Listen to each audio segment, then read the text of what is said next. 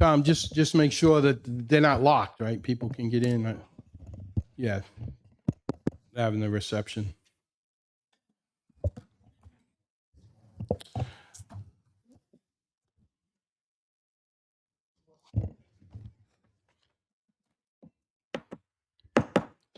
Call the meeting of April 15th to order, the East Providence City Council. Apologize if we are a few minutes late. We just finished a public ceremony in the council chambers. Madam Clerk, would you please call the roll of the council? Councilman Fogarty, Councilman Lawson, Yeah. Council Vice President Rigo, Yeah. Councilwoman Souza, Council President Rodrick. Here, the record show that 3 members of the council are present. I did hear from the 2 who are absent, and they were not available to meet tonight. Please rise for the Pledge of Allegiance.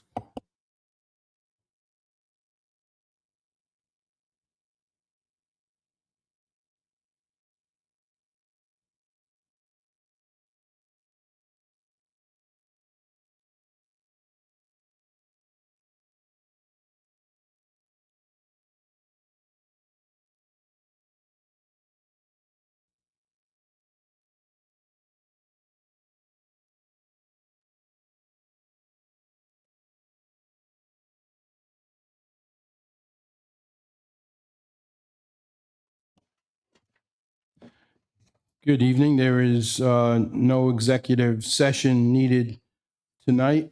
No proclamations, Madam Clerk?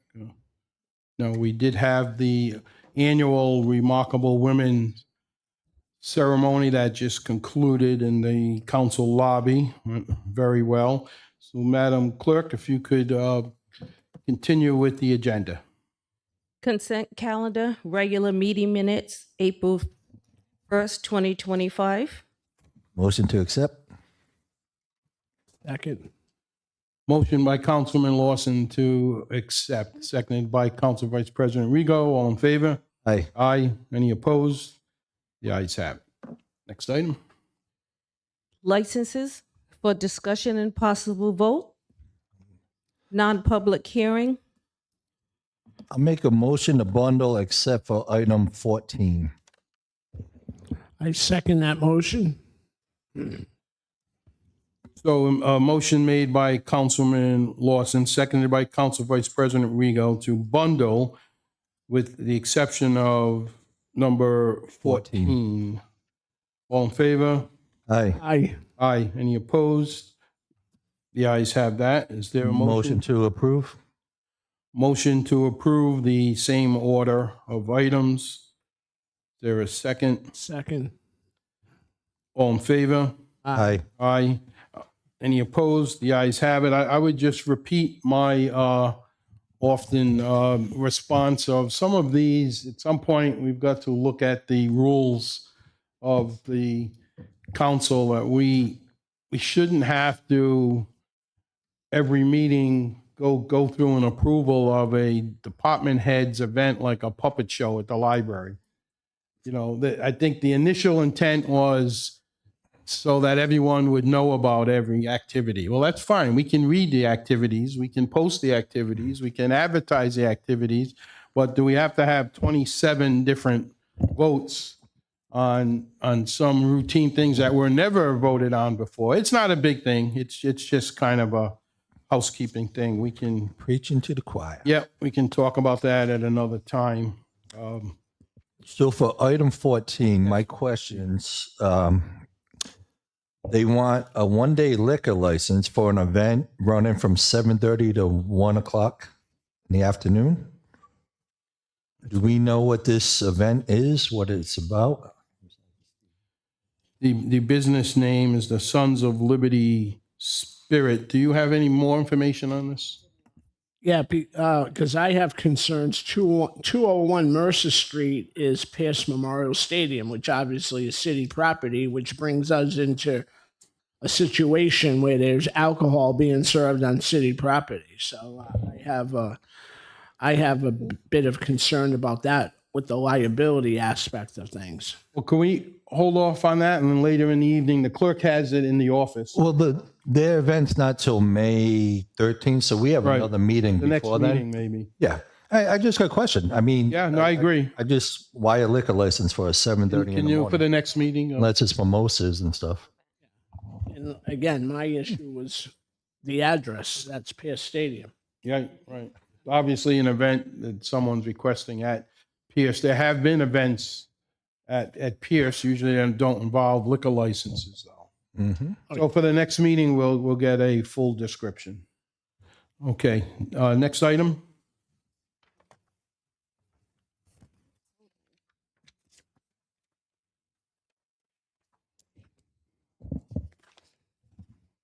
Sure, I'm not missing anything. Communications. Any person who submits a communication to the council and wishes to speak on it must indicate this in writing no later than 4 p.m. We have Julia Dempsey, termination of lease in a city-owned home by one person. Okay, Ms. Dempsey, if you're here, you can come forward. Yeah, take your time. Did you guys grab the public comment sheet? You already did? Okay.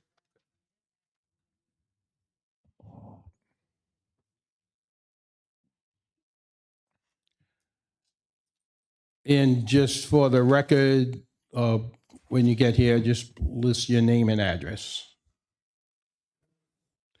Put that button on so the mic is on. Push the button there. There you go. All right. Hello, my name is Julia Dempsey. I live at 47 Payette Street, a home that I won in 2019 lottery put on by the City of East Providence. The home was funded by the Community Development Block Grant Program from HUD, Low Income Affordable Housing. It's not just a place to live, but a sanctuary that has played a crucial role in my recovery. I'm deeply grateful for the time you allowed me to speak in this matter. I understand you were unaware of the situation until I sent you a letter on April 8th. I appreciate your willingness to listen to me and hopefully consider my case in moving forward. Anna Souza was the only one that reached out to me and guided me in the right direction to get on the docket to speak before you tonight. Allow me to share a little bit about my journey. I currently live on $1,356 a month, which is SSDI. I'm elderly according to the city of Rhode Island. I am not a veteran. However, my battlefield was between four walls. I didn't go fight for our freedom or go to a battlefield and fight for our rights. My battlefield was between four walls. I suffered 67 charges of domestic violence resulting in a traumatic brain injury. I also suffer from chronic severe depression, significant anxiety, PTSD, and panic attacks daily. This is not just a lease dispute, but my battle for my well-being. I have never lived alone a day in my life until I was 50. It took much work these past 7 years to become the better me that I feel I am today. Living in this home has been part of my recovery. Don't let Mayor Bob DeSilva and his power take it from me. He wants to displace me, a hometown townie, a constituent of his, and one of his residents so that he can put a homeless veteran in my home that I have been in for 5 years. Displacing me and uprooting my life so that he can put a homeless veteran in my home and uprooting my life to help someone else, which feels deeply unjust. Everyone deserves the support and a place to call home. But my situation should not be overlooked in favor of a temporary solution to house a homeless veteran. The repercussions that I have suffered and had to deal with since I received a certified letter on March 7th, to not renew my lease has been horrifying, and it has taken both a physical and mental toll on my well-being. The actions of the mayor have set me back significantly with the work and progress that I have made on myself to be a better me. I am fighting for myself and the principle that must be considered the well-being of those who, like me, struggle for stability. I suffer from most of the same things that veterans who experience things, and I don't take that lightly. Our country's servicemen and women, what they have done for us and do for us, I appreciate what they have done, and I thank them for their service. Okay, so let's go on to why I'm before you today. But first I must tell you, of course it's a different tone, but of course I must tell you that My anxiety does get the best of me, and I can get loud and I can get boisterous, but that's the anxiety. It's not that I'm being aggressive to anybody if I do tend to go off in that direction. My lease dispute with Mayor Bob DeSilva and the city solicitor, Michael Marcello, as shown on TV 12, I have never received a letter about inquiring about my 5-year lease. However, I received a phone call from MJ Lima, with whom I have had many calls from the same number, and from David Backrack, which was my house liaison, and myself. I received a call from MJ Lima, who called me sometime in April or May of 2024. On this day, MJ Lima called me and asked if I could bring her a copy of my 5-year signed lease agreement, because they couldn't find a copy of the 5-year lease. But really, all they wanted was to see if Bob DeSilva's signature was on it. The only lease I've ever received with Bob DeSilva's signature on it was the first lease dated January 1st, 2020, ending on December 31st, 2021. After the initial lease, I received no additional documentation regarding my tenancy with Mayor Bob DeSilva's signature. All leases were sent to me via email by David Backrack, and they were blank. They had nobody's signature on it. I would sign them electronically, and I would return them. And then I received a signed lease from Bob DeSilva. I never received another signed lease with Bob DeSilva's signature on it when my first lease ended in 2022. I received a certified letter from the city solicitor, Michael Marcello, on March 8th, Saturday, March 8th, not renewing my lease. But there's a lot of backdating and signing of documents, and Patricia Resendiz and David Backrack's signature. Patricia Resendiz said, quote unquote, David Backrack's signature was never on that 5-year lease. He only recently signed it prior to him retiring. But let me back up the story just a little bit. I'm going to go off script for a minute. The day that they gave me the letter to terminate my lease was the day of David Backrack's retirement. So there was an agenda. There was a contemplation. They knew what they wanted to do. I posted many things online. I had problems with the house. I went to the mayor's office 7 times requesting a physical meeting with him to discuss the parking lot next door to my home, which is a gravel parking lot. And I have experienced. David Backrack is well aware of all of this. Because I trust everybody, I didn't care that I didn't get a signed lease. I felt secure in my home. I didn't feel like I was going to be put out. When I called him for a maintenance request, I didn't feel like I needed to put it in writing. I felt that it always got taken care of. So to the parking lot with the gravel. The kids park there. I have a kid. He's 28 years old. I have a granddaughter. I respect everybody's families, but disrespectful kids are not acceptable. They do donuts in the gravel parking lot. The rocks have hit my home, cracked the windshield of a rental vehicle that was in my driveway. They've driven through my yard. I have 7-inch ruts in my yard. Everybody's seen TV 12's news? That wasn't staged. That girl drove through the yard while the camera lady was there, not only 2 feet from her, on the TV 12 aired show that you saw on Thursday evening news at 5:30. I went to his office requesting to speak to him. Never would anybody let me see him or talk to him. I called several times. Never, ever have he called me back. I've emailed him about all of this. Never, ever emailed me back. And then this happens. I believe that they waited till the day David retired. They wanted it because I took my concerns when I didn't get an answer from the man that supposedly signs my lease. I didn't get an answer. I didn't get a phone call. I didn't get a meeting. I took it to Facebook. I didn't bash him. I didn't call him names. I didn't put him down. Chrissy Rossi, a citizen of the community in Riverside, took my post after seeing them all, my complaints, the broken fire pit, the cracked windshield, the driving through my yard, all year long.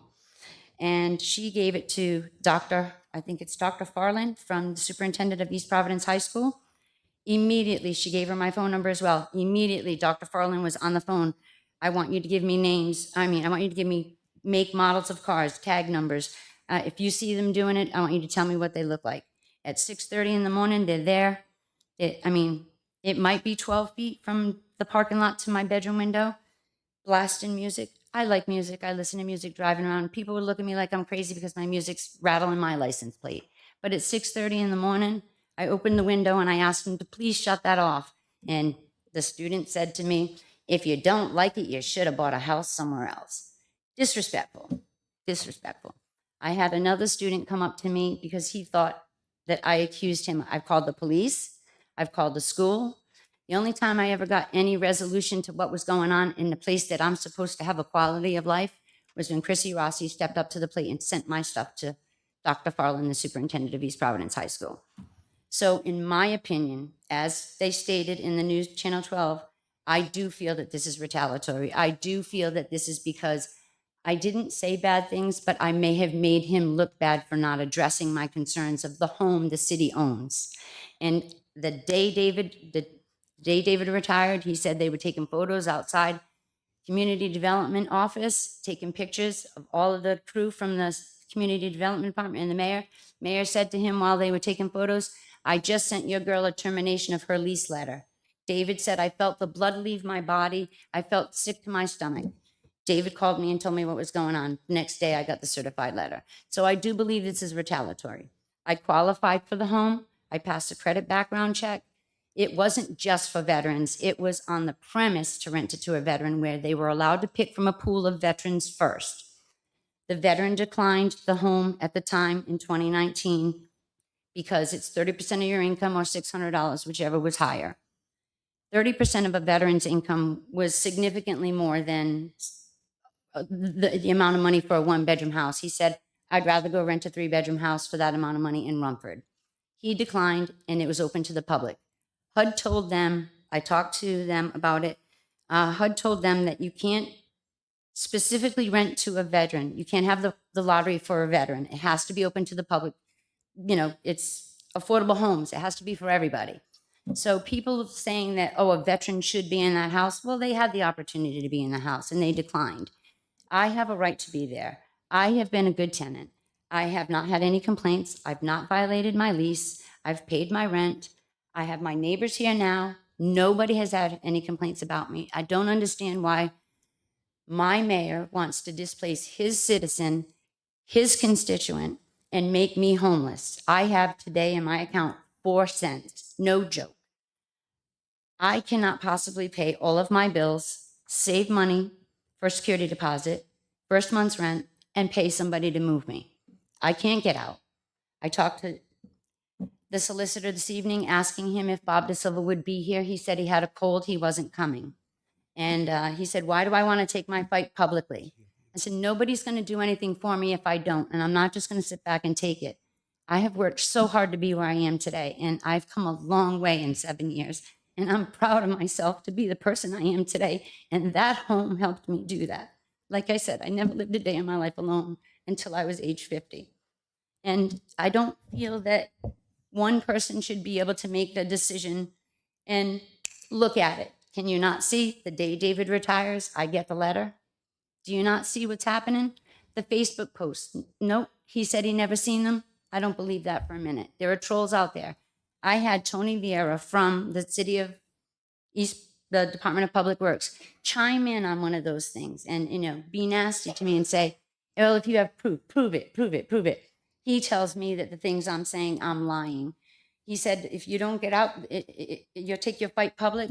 And I said, "I have nowhere to go. Where am I going?" He said, "Well, just evict you." That was 30 minutes ago on the phone with him. And Patricia Resendiz called me on Thursday, the day that the TV 12 news was going to air. They both called me on that day. And actually, she called me sometime this week. And she was trying to speak to me. I wanted email communications with David and the mayor because the mayor said originally that he had no knowledge of the 5-year lease.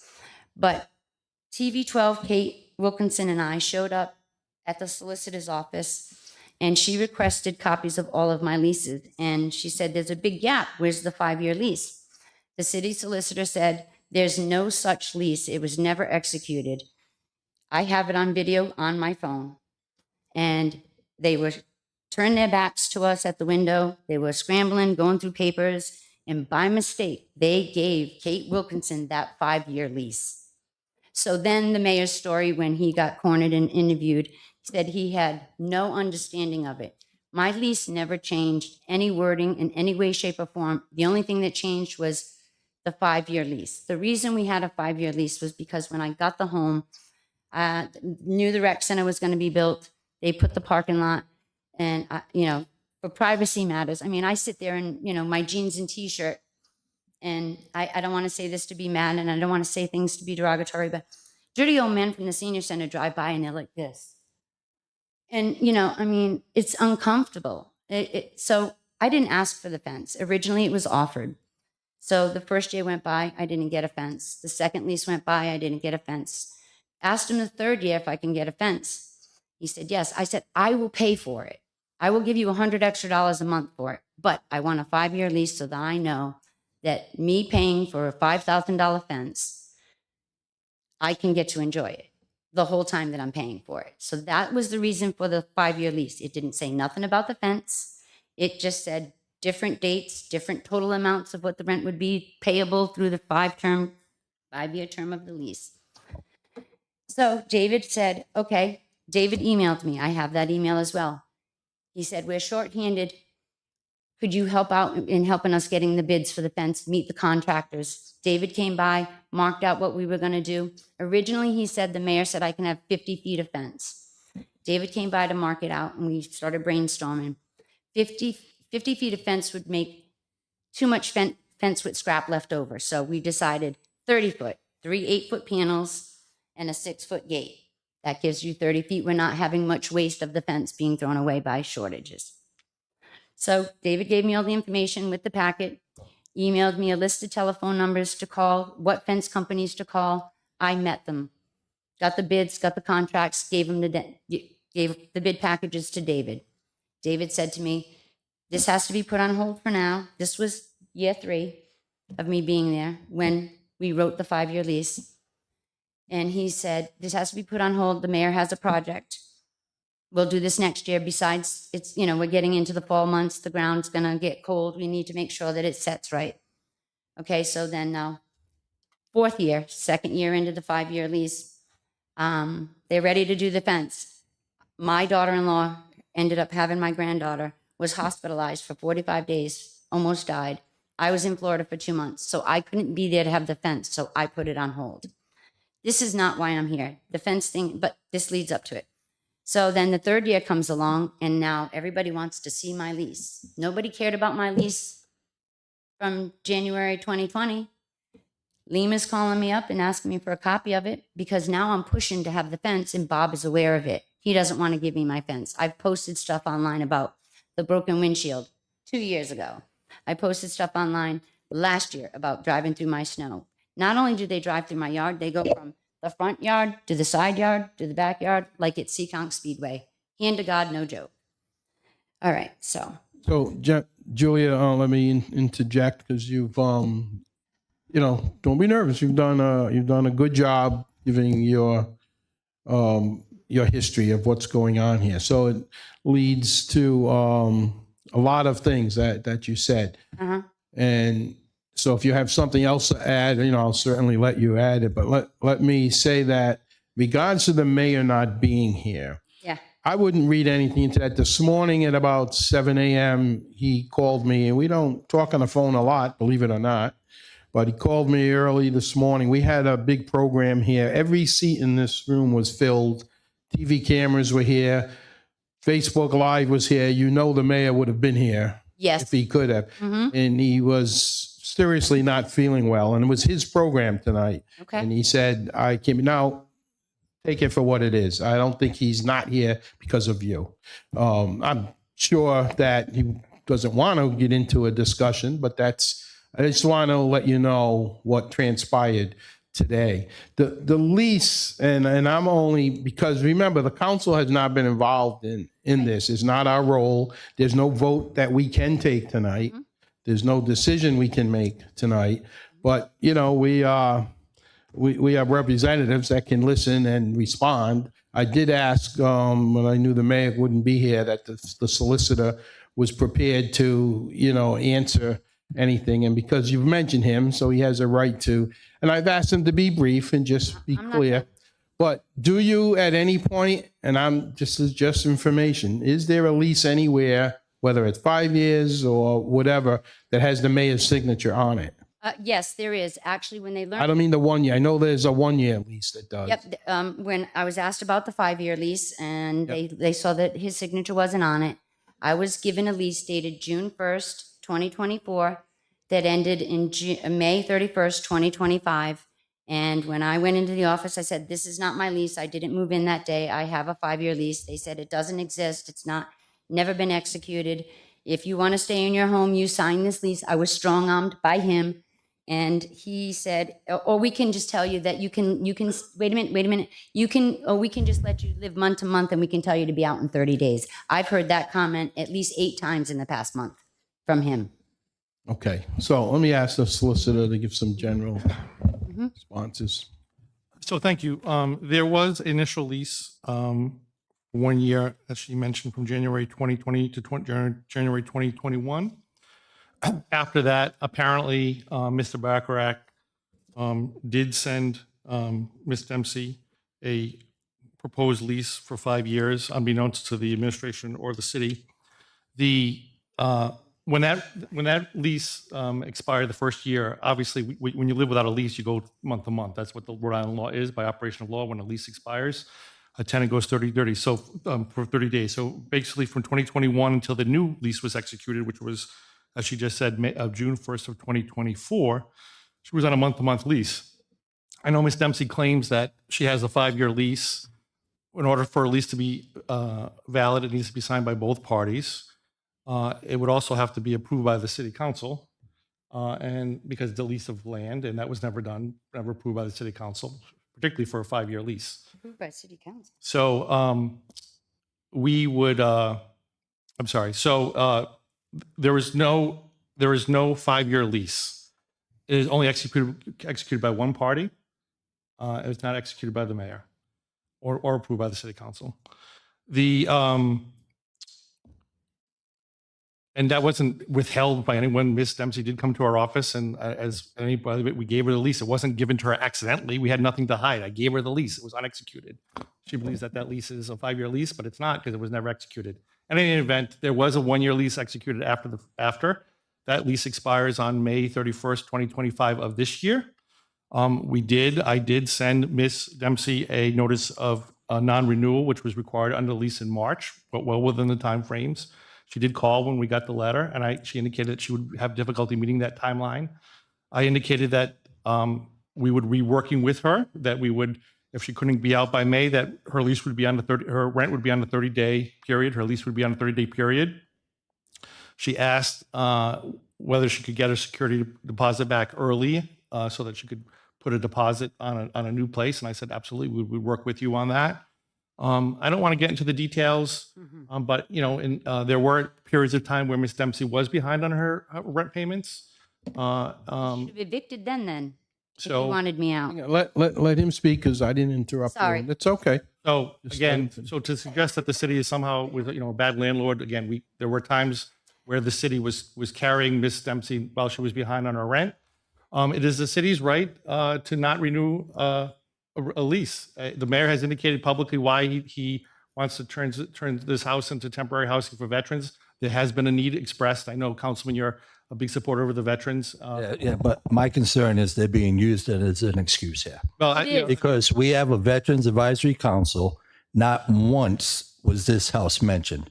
And we have been talking about the need for transitional housing for veterans for a long time. we wouldn't be able to give you that. But it was never mentioned that the lease is coming up and We- yeah, stuff. I- I never found out until I got her letter. Yeah, obviously, we wouldn't be able to, offer that as housing until the lease. But not even to mention that this is our thought. But, No. we're sitting there doing work, trying to come up with. We even passed a resolution a month ago. So that's the status of where we are today. So what changed that all of a sudden he's had the house for what 5-6 years, and it was intended, and now all of a sudden he wants to make the switch? All I can say, I haven't talked to the mayor personally about the switch, but all I can comment when I've talked to Ms. Resendes, they were approached by different veterans organizations indicating that they wanted to have transitional housing for veterans. But not this house specifically. And that this is the only house that the city owns So how did they know it was available? because they knew the lease was coming up. How did they know that? Because they have a copy of the 1-year lease. They knew it was up. Who does? 1-year lease in effect. city does. That's what they're doing. Okay, we have to But go. who came to the Hang on, city Councilman, saying we hold want on. to use this house? Hold on.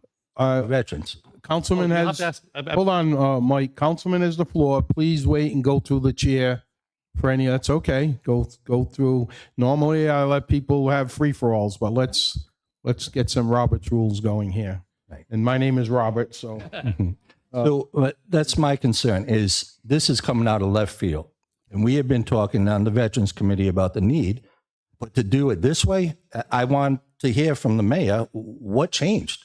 If this house could have been available years ago for this, why all of a sudden, and she's mentioning Dave retiring and stuff, it's, Well, I know it makes a good timeline, and I certainly correlation does not mean causation. I get I that. understand that. So I can't speak for the mayor. I would suggest that you talk to him directly. I know the chief of staff is here, and there have been public statements about different veterans organizations that have approached the city and the administration about the need for transitional housing. Absolutely. And that's where the status of it is. Can I ask, Mr. Solicitor, what is HUD involved any further, or was their initial involvement the only one? Would they be involved in subsequent leases? I believe that they have subsidized the rent at that place for a period of time. And so we have been contacted by HUD, and we haven't been able to set up a meeting because they did have some questions for us. But I believe Sure. it was HUD regulations that required it to be open to everyone that's Right. veteran. And that's what I'm wondering, is that still in place? I would We'll have to assume so, but I don't find, want to comment because I haven't had to talk Sure. to them. And who would administer this? Because from what I'm hearing, it would be transitional, not permanent. That hasn't. I can't answer that. I can just Okay. say that was the goal, the intention. That would be up to the administration. I don't get involved in the day-to-day Okay. administration. Again, we haven't heard anything. And I'm just want to make sure veterans not being used as the Yep. excuse for this. understood. So let's go back to Julie for one question, and then I just want to ask Julie, and then we'll go to Councilman Rigo. Initially, was your understanding, like when your opening comment said that you won a house, but it was temporary emergency housing, right? Was that your understanding? No, it was not advertised as temporary housing. What it was rented on the premise of giving it to a veteran. So Right. And we know the first two backed out. But what I'm getting at is, was it your impression that you were to live there forever? no, and not forever, but there was no need to terminate my lease and make me homeless. I'm his constituent. I'm his resident. I'm the townie. You're going to displace me and make me homeless? I've been there for 5 years. It's easier to find a homeless person a home who has a backpack, not pack up 5 years of my life and just move. Yep. No, I I hear don't have you. the finances to do it. Okay. never- Council Vice President. So my thought is, when this house first came on, I think it's been answered. And I remember I never thought I'd be back in politics. And so I remember the gentleman winning, television cameras are there. This is great. It wasn't talked about as being a transitional house. That gentleman won it. Again, didn't go into detail about leases or anything, but that was his house. It didn't say that he would be there until he could find something. So again, my biggest question is, why all of a sudden the transitional aspect of things? When somebody already has a look, permanent home. Sorry. So that's my first question. My second question, I got a real concern, is that we have a former city employee who is acting as an agent of the city. Do we have other city officials acting as agents of the city for things that this council needs final approval of? I am concerned. This is like the second time we've had issues here. We had issues before with somebody saying it wasn't their signature, it's their signature. I'm a little concerned about the liability of the city now. We got contracts, and I'm afraid we got a lot of lone rangers out there working for the city that are doing things, and the five of us and the mayor and I have a responsibility for Ward 1 in the city of East Providence for fiduciary responsibility. You as a lawyer, as you know, lawyers love these things. I mean, and I'm not, just like, I worked for a company that sold items at the station fire. We had nothing to do with it that night other than supply some things. We weren't the main sponsor. And we had litigation that we had to go through. We live in a taught society, litigation. I'm very concerned as a council person that we have contracts that are being signed by people that, again, he doesn't know, you don't know, chief of staff, all of us don't know, that could put this city in a quagmire. I didn't say we didn't know. I said that we were unaware that a 5-year lease was offered. That is true. Yeah, yeah. It's right. still, you didn't know. But that be clear. But that lease was never executed. No, but I'm just saying, it's still somebody acting on behalf of the And city that that's- shouldn't be. That's my concern as a council person. That's what I'm. So she's under a legal lease now? Till May 31st. And was that approved by us? You said leases have to be approved by the council? That I don't know. I don't believe it was, but again, it was a year. It would be up. So So she's been in this house all this time and 5 years. nobody pays attention to these I wouldn't things? say nobody. It was executed through the HUD. I mean, it was executed. So we knew there was a lease there, obviously. But we've been sitting here since January 3rd of 2023. And not once have the only contracts that we've ever approved were union contracts. Well, that's not true, Councilman. No. Wait, let me finish. I'm sorry. Yeah.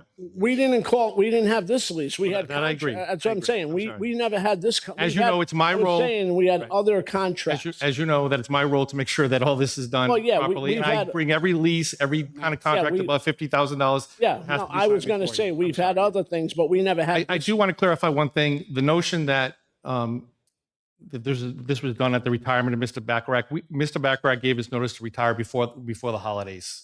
So we knew I knew that. we knew that he was retiring. We were But the day transitioning. he left, you wrote the Excuse letter. me, and but sent it. we were transitioning him out. So to say that we just did this on the eve of his retiring because he left, again, if we were really that, we would have done it in December, January, where frankly there would have been more cause to evict her before. So But that's all I'm going to say. I know he's not here tonight, but I'll just quickly mention that Mr. Bacharach never came in, as far as you know, or the mayor's office knows, with a lease in his hand for 5 years and said, I'm passing this up now to go through the channels.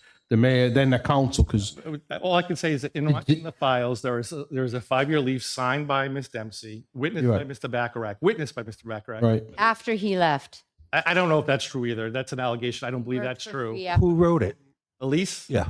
I believe Mr. Bacharach did. It was basically a form lease that comes from HUD. I'll get you. Hang on. But it was not countersigned by the administration, by the mayor. That's all I'm saying. Yes, Ms. Okay. Dempsey. There was a letter sent to East Providence Housing Authority in October, I want to say 2023, referencing the fact the 5-year lease went from $600 a month to $900 a month in that 5-year lease.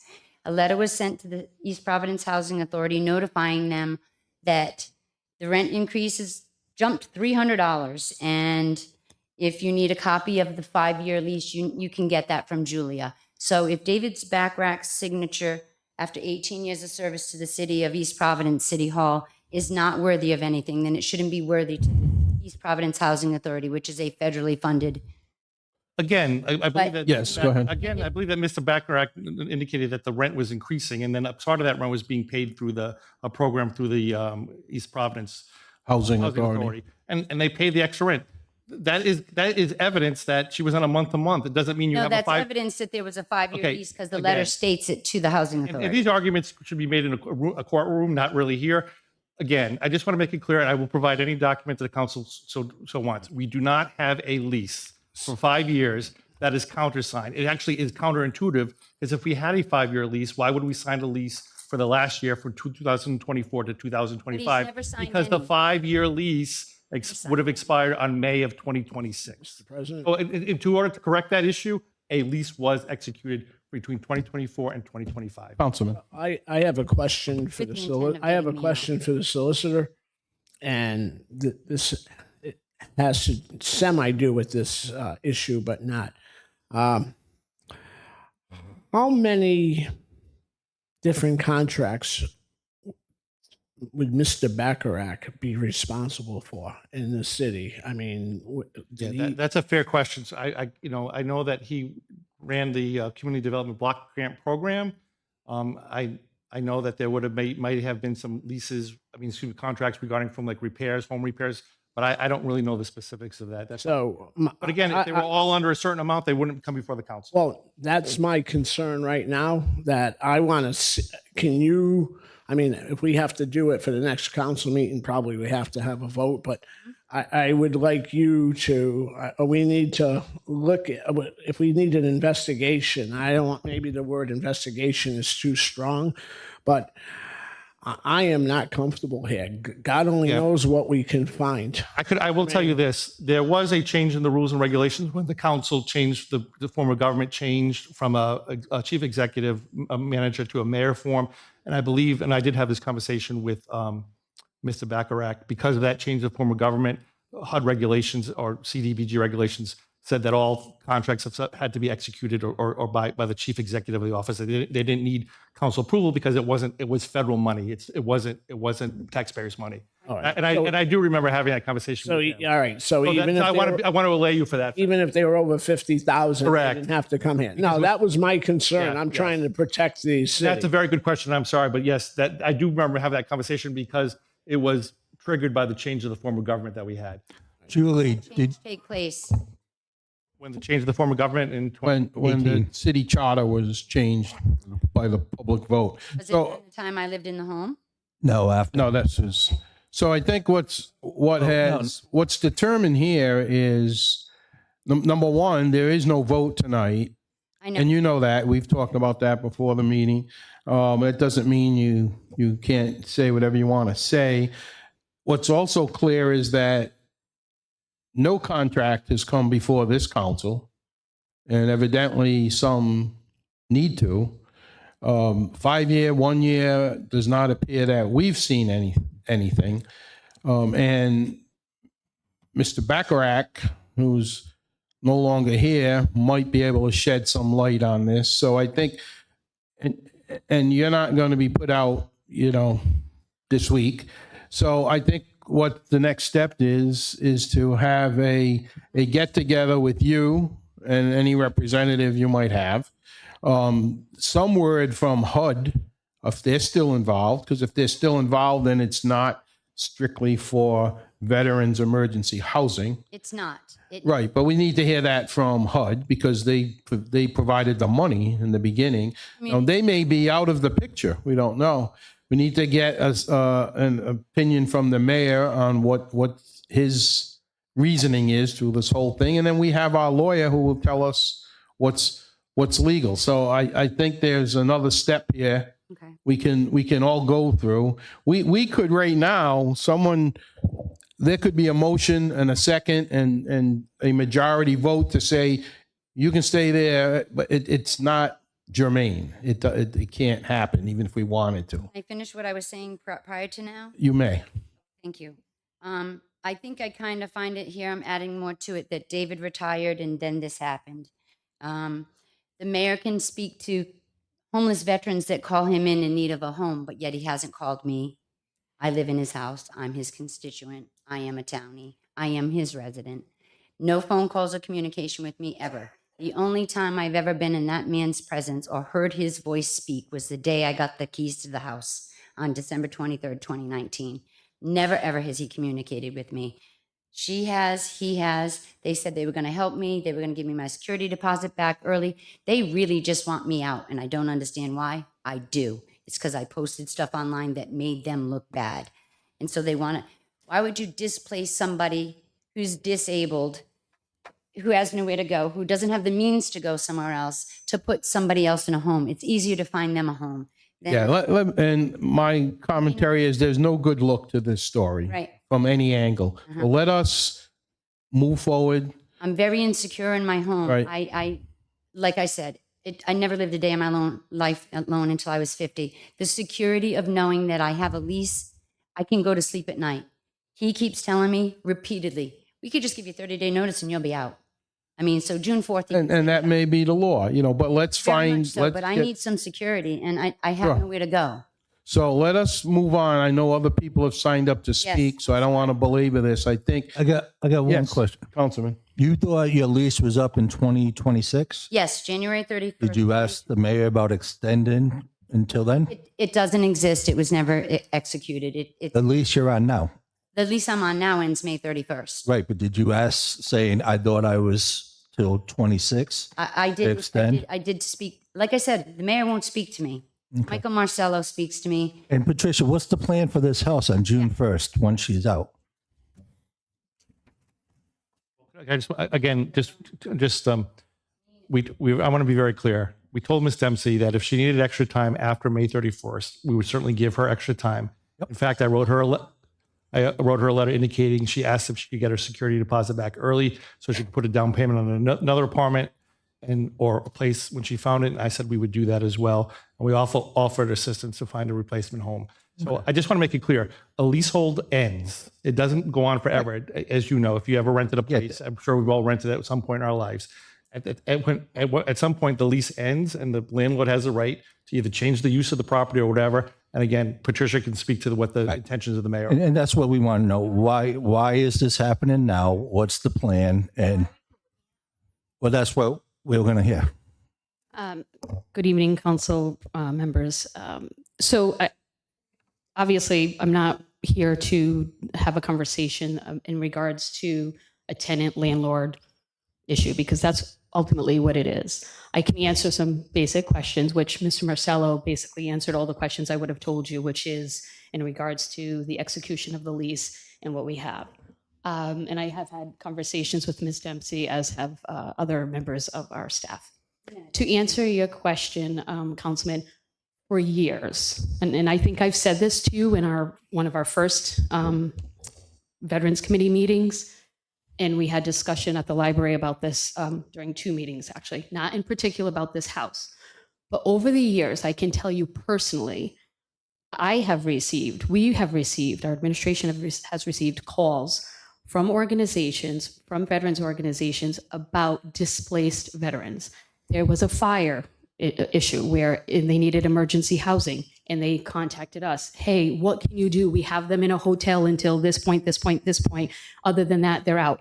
So we've received these calls. We've had these kind of conversations over the years with more than one veterans organization.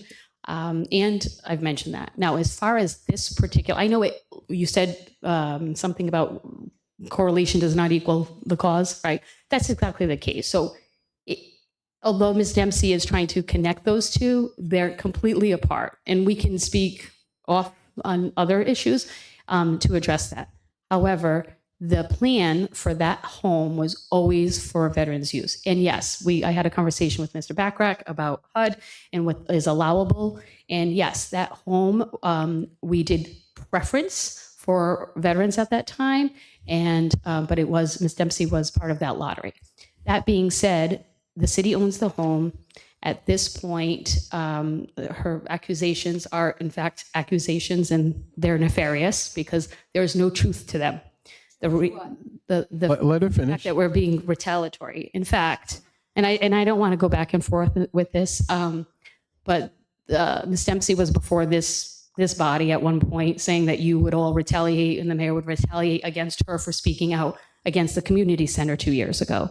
That's not the case. So she was claiming, it's actually on video, there's retaliatory comments even years prior to any of this happening. So to answer your question, Councilman, yes, the plan is to bring this home back to its intention, its first intent, and that was for our veterans. Dave's departure and his retirement was not the day after or anything like that. That's incorrect information. And I'd be happy to provide. On March 7th, I got the letter on March 8th. And I'd be happy to provide all the documentation that shows that. So there is no correlation to this, to be honest with you. It's more coincidental. I will say our administration, both on the city website, and I used to man the city website and the social page for years. We get, as you all know, even on your own pages, thousands of comments. If I sat there and went through every comment by every resident and every negative comment. And if the mayor were to retaliate against every resident who had something negative to say about him in the last 7 years, then that's all I would be before this council about, and the residents would be lined up. All right, I think we've got an outline Right. of what's going on. Against. Hang on, we have an outline. Against her, or him. Okay, let's, at this point, and you can come back after and close this, but let's move without objection to the other public comments that we have. And I would remind people that I've been, no, hang on. I think you've said your piece. You know, we'll let you come back. And we already have the list of, that was submitted before. So I've been very lenient in, you know, letting you go on. There is a council rule limit of 3 minutes apiece. I don't hold to that strictly, but I will hold to it if anybody meanders and repeats themselves. So try to come up with your opinions, your comments, maybe something that hasn't been said yet. But we're not going to sit here till midnight on this. We're going to sit down and roll our sleeves up at a subsequent meeting and get some real answers. And Council President, if I could just echo one more thing, if I may, Sure. and I know you have a long list, so I will give the mic over.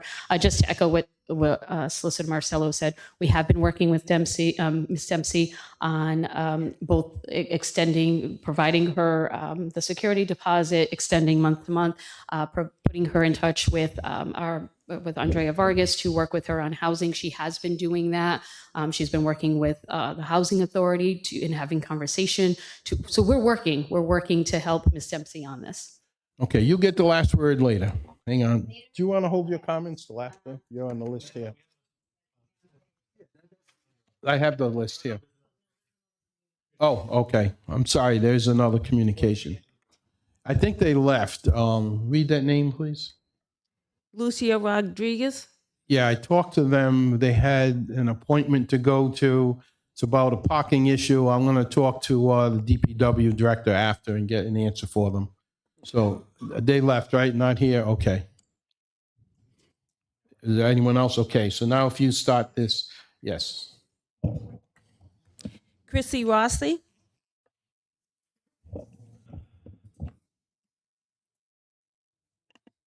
Of course, you're familiar with this hall, but would you just give us your name and address?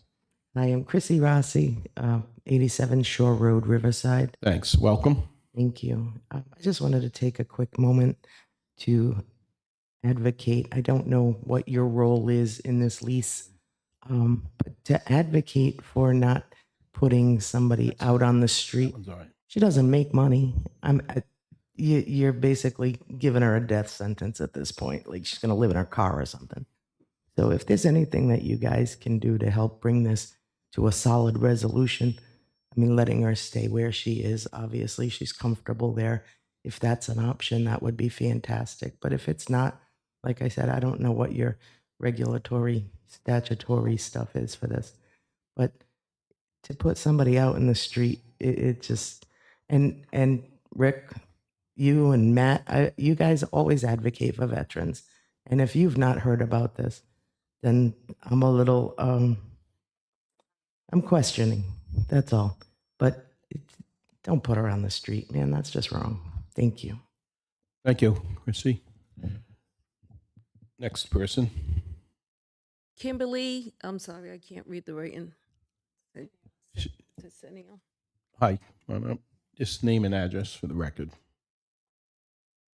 Kimberly Estinio, 2936 Pawtucket Avenue, Welcome. Riverside. Welcome. Go ahead. I don't understand the logic of if we have veterans that need housing, and I'm all for that, putting a veteran in a one family isn't going to solve the issue.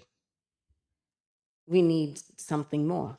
And if you have someone who's homeless, they have nothing to show for payment history, they have no credit history.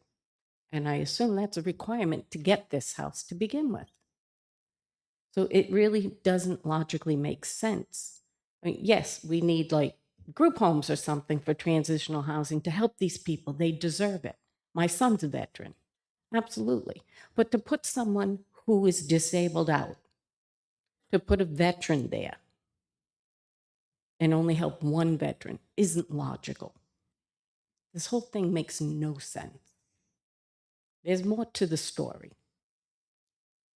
To suddenly decide she needs to go. And where is she supposed to go? Where I live, it's a 10-year waiting list to get in.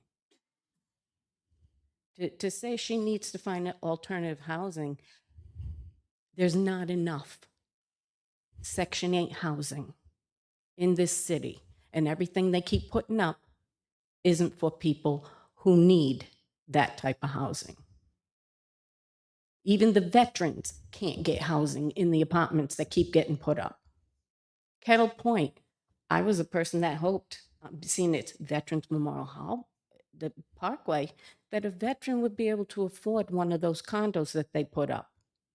But then they were allowed to pay a fine so they didn't have to have that 10% affordable housing. My son bought his house because he got his home loan due to being a veteran. Personally, I think our veterans deserve to have been able to get one of those condos in Kettle Point. That fine never should have been allowed. That was very disappointing. But if you're saying you're going to help her, how? It takes years. The waiting lists are exorbitant. If nothing else, what this issue is showing, to the consternation of some people, there is a housing crisis. Absolutely. And it's right here, it's in Rhode Island, it's in the country. And at times when housing developments are talked about, there are as many people as are here tonight that will come here and say, not in my neighborhood, not in my city. And you're right, the Kettle Point thing, which predated all of us, Yes, it did. but there was a switch, and there is housing on Taunton Avenue that would have gone there. I don't know how they worked it out, but there is. Council President? And one second. That money from Kettle Point's what built Ivy Place across the I was street. just going to say that. Across the street, Ivy Place, which is, it's not Section 8, and people don't want, you say Section 8, and people say, I'll never vote for you if you do that. Right. And I don't vote that way. I go with what I think is right. But that place across the street and one neighborhood housing in Riverside Square, the old bowling academy is going to be there are specific guidelines on rents and costs. And so we're trying, and we do need more housing. This is aside from this issue, Right. but it's illuminating the bigger problem. Absolutely. And veterans, now you mentioned that it's home, this one bedroom home isn't big enough. The transitional wasn't for veterans' families. As I understand it, it's for probably a single vet who's That's what they're suffering looking to do and now. temporarily needs a place for a few months or a year or a few weeks.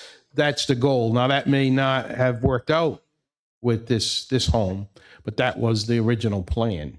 So I understand what you're saying, and we're going to do what we can do to solve this problem. We just can't do it, Your time. tonight. Thank you. Okay, thank you. Next, please.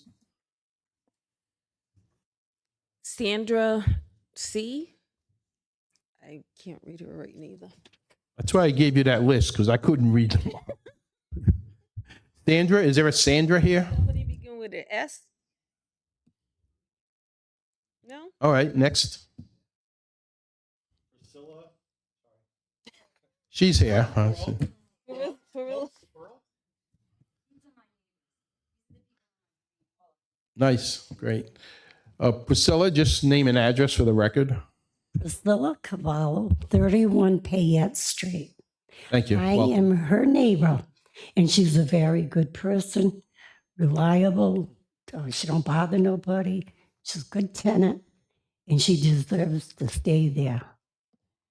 And she got a dog and a cat. Who's going to give her an apartment? Thank you.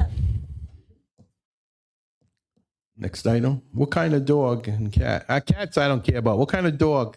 He's a Chihuahua mix. Oh, Chihuahuas. But he's a Chihuahua mix. All right, next. Renee. Renee is here.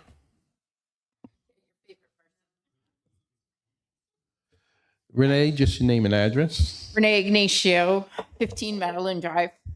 I'm going to speak on something that she kind of missed a little bit. I'm going to speak on the high school kids that tear up her lawn and yeah, kind of like destroyed some of her property. So if you guys gonna have a disabled vet that has PTSD or other issues and stuff like that, how are you gonna control that if the kids are just driving through her lawn? Because I've actually seen it while I'm sitting in the traffic of Pawtucket Avenue, taking my high school kids home. I can see the kids just driving all over the lawn, going through the parking lots. I know the bus goes through the street that it's not supposed to, stuff like that. I don't see how a veteran is going to even deal with that kind of stuff if that gets there. And she has to. Throwing her out of her home is just totally not the right thing. So Renee, I want to ask you something because I was surprised to hear this about, I'm not aware, and it doesn't mean it isn't there. Maybe Chrissy knows, or maybe the solicitor. I didn't know that we built and we have a parking lot for high school students across the street. Now, I know some park there when they're not supposed to. Right next And actually, I see that our school committee vice chair is here. Thank you, Tony. You and the chair have been working with us and coming to meetings. We go to your meetings, so we've been working together. If you don't have anything to add to this, then you don't have to get up. But is there a parking lot that you know of that is school sanctioned? There is. Okay. if you go to the end of the senior center, Right. back, there's actually a little street that goes right where her driveway Yes. is, where it's a service road. Yeah. It's Yeah. a dead end. Like. Well, it goes to Payette Street. Okay. So apparently one of our buses uses that, which is we're not supposed to. And then it's her house, and then there's a parking lot, a gravel parking lot. Okay. The sign says student parking. So if you look to her yard, you can see it. And Okay. the student parking lot. I'm in the high school and the parking lots 2 or 3 times a day. I never realized we had put that there. It's I didn't realize it either until interesting. Yeah. then I see the kids. But Yeah. By all means, they should not be, if they're using it, they should not be driving over anybody's lot, the senior center lot, the lot near that house. I believe it's happened. I've seen videos, so I know it's happening. I was just surprised to know that we had a student lot there. yeah.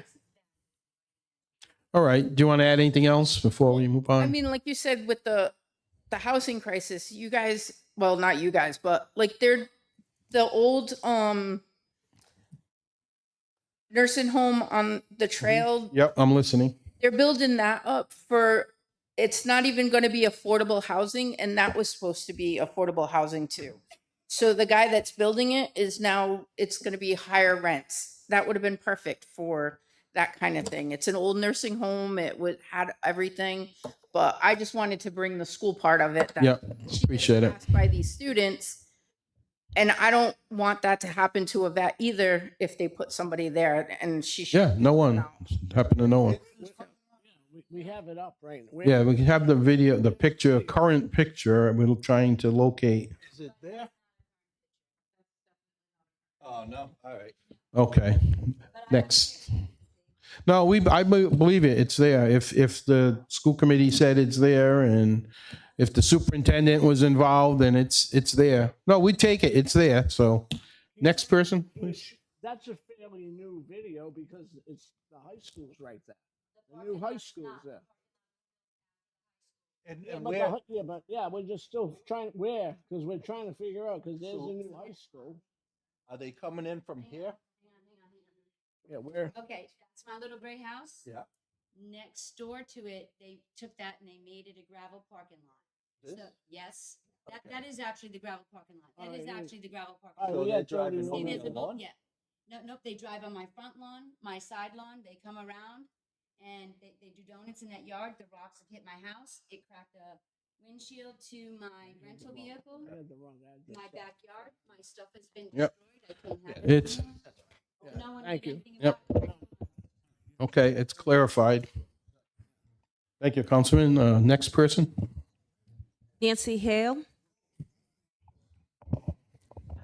No, you're next. So, The time. You've been patient.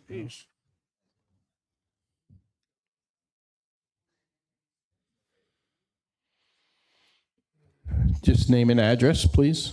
Nancy Hale, 889 Bullocks Point Avenue. Welcome. And I'm going to speak on the right-of-way at the intersection of Terrace and Bullocks Point Avenue. Back in November, the council voted on an agreement between, I think, the mayor and the association to some sort of maintenance agreement, which hasn't really been clarified to me whether or not it's a contract or not.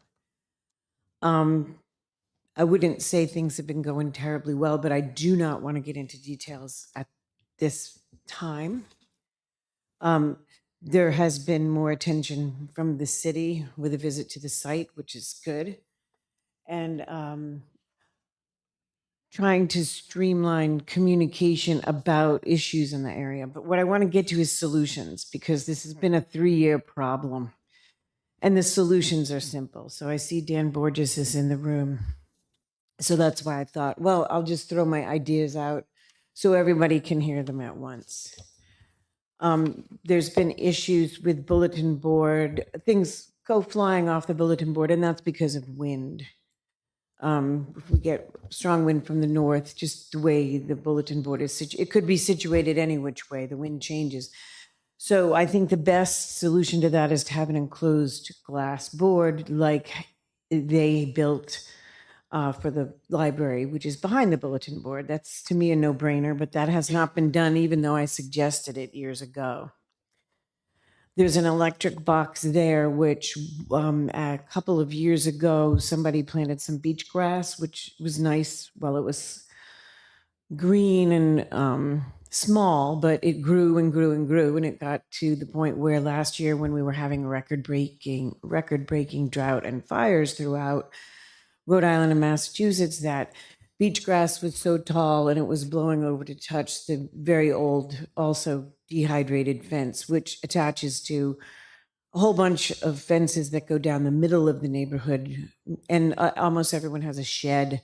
The closes are very, very, very close to each other.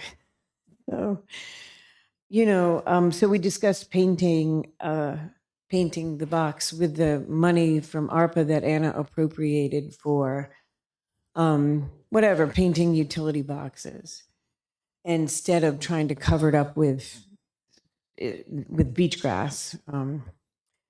So that's a question. And Nancy, that bulletin board you talk about, unless something is there new, that was put up by the residents. it was put Terrace up- Association. It's not a city thing. No. It was Talking about not. the white board says Narragansett Terrace. Yeah, it says Narragansett Terrace. It was put up probably By the at least- residents. at least decades ago, or after World War II. Don't make me do the math, because I just can't do that. No, But- I was there when it was put up. It was correct. It was. I know the hair is probably- white, but So the point is, this current association, and I don't know if they had an it's a association private at that. neighborhood association. Do you want to know what? The association doesn't necessarily own it. I'm not sure. The people right now, they did not put it up and they don't maintain it. So ownership is up in the air as far as I'm concerned. I'm not trying to own it, that's for sure. I just don't want the papers and the trash. And it's not, that's just trash. You can see it and pick it up, but it's the thumbtacks that get embedded into the dirt, rusty. Kids can step on them, dogs can step on them. There's also broken glass and other debris that has blown in over many decades from the park. There's toys, there's plastic stuff, but I've been cleaning it up bit by bit. Anyway, paint the, that's a bulletin board issue. It's easy to fix with a glass encasement. That's just simple. Or fix the, down there, it wouldn't be Yeah. an issue. what did you say? You have to approach the residents. The Please. Terrace Association is where you. Well, this is city property, actually. I have approached them, I'm telling you, and I've given them all these ideas. All right, continue. I have approached them many times. We can look into putting like plexiglass in front so it doesn't blow off. Or glass, whatever's best. I'm not the engineer, but it's, Plexiglass can Easy. shatter. they have glass on the back, but you're right. I mean, I'm like I Anyway. said, that I don't want to make the decisions, but it's not a Yeah. difficult problem to solve. Mhm. The grass is growing fine. There was nobody trying to kill the grass in the neighborhood. Nobody.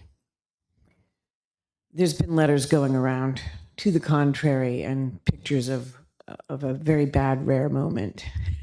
So, the pilings are also loaded with nails and screws and rusty things and whatever sort of attachments people have tried to put on the pilings over decades.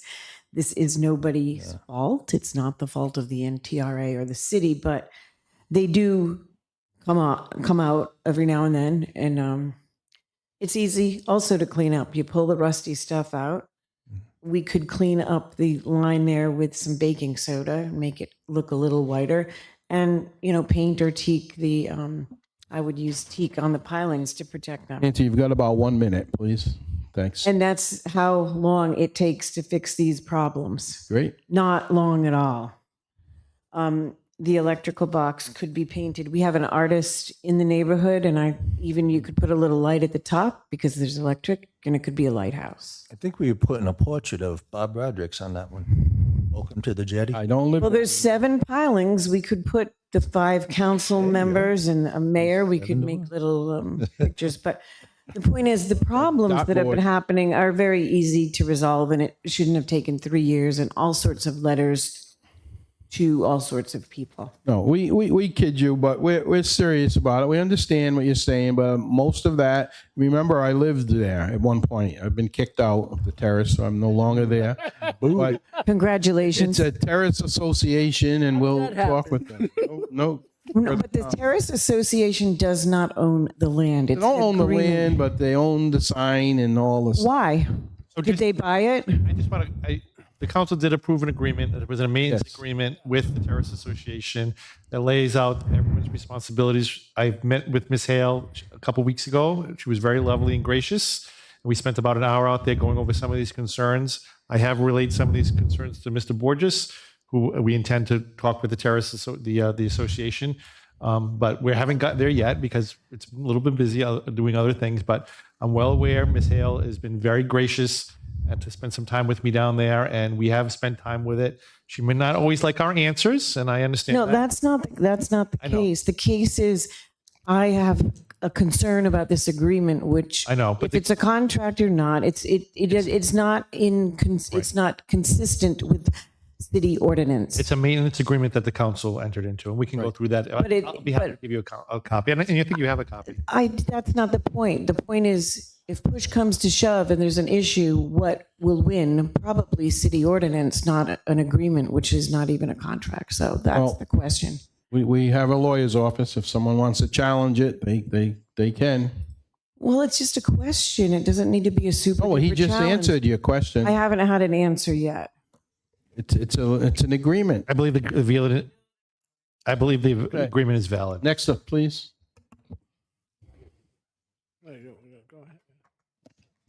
Council members, Oh, I'm sorry. There was no one else on the. Ms. Dempsey, if you can wrap it up in a minute or less, please, because I think we know where we're going. We're going to meet on this. I guess that I should say that my treatment by some of the DPW old folks, Ed Catelli, he was dead set on it being a veteran from day one. When I had a maintenance issue, he came into my house. He embarrassed me in front of the electrical people there. I'm just saying. All right. Well, for anyone who's not here to defend themselves, I get it. rather you not Yeah, mention. we won't, Okay. all right, and others. There are others. Sure. that I won't. It's suffices to say you're not happy with. Andrea, they City. said that Andrea was helping me. Andrea, at first, when this first all happened, I reached out to her. I called her. Again, no one ever called me back. The only person I've ever spoke to in this office until recently was David Backrack. Andrea sent me a list of East Providence Housing Authority's link. She sent me a list with Rhode Island Waitlist Housing Authority and food stamps. That's what I got the first time. I emailed her back. repeatedly. And today at 12:04, she sent me an email. I refused to open it. It's now because I brought it to TV news and before the council that anybody's reached out to me or has addressed any of my concerns. I talked to Patricia Resendiz the other day on the phone, and because of my traumatic brain injury and all of the other disabilities that I have a hard time remembering when somebody says something that I need to say. So I kind of interrupted her and I'm like, but wait a minute, can I say something? She said, no. I said, but wait a minute, I have a disability. I just need to say. She said, well, how do you know I don't have a disability? This is the mentality of how I'm being treated and why I think they're trying to get me out. I'm not done. Okay. So, Mr. Solicitor, can you set up? We'll set up another meeting. I just want to make it very clear I don't for want the to meet with record. them. Well, see, this is an Well, if you don't want to meet with them, They're then nasty to me. He said to me tonight, then we'll just evict. when they have the meeting, I will be there, Okay. or I'll ask one of the council members to be there, and we'll make sure no Yes. one is nasty to I'll anyone. attend if I my just want schedule to make it very Both clear. ways, you know. Absolutely. I have Yes. nowhere to There is go. All right, let him finish. There is no intention to put Miss Dempsey on the street on May 31st. All right. From the very beginning in March, I told her we would give her additional time to find another replacement housing. We offered resources from the city to help her. So we're hopefully in that process. But again, leases do end and they don't go on forever. That's Right, my- I'm wrapping it up. It's my turn to speak. I spoke to East Providence Housing Authority. I have a housing choice voucher. And from the mouth of Rose Ott, the director at the Housing Authority, anybody who holds a housing choice voucher cannot find an apartment in the city of East Providence because none of the houses accommodate those vouchers. I got a voucher for $1,580, can't find an apartment for $1,580. Yes, granted, they pay 70% of my rent and I pay 30%. It doesn't matter how much I pay, but I still live on $1,356 a month. I still can't move. I don't have a security deposit. And I don't understand why. Okay, I have here the day that I got my house and the keys handed to me. Kahim Todd, the director of Veteran Affairs for the state of Sim Yarn.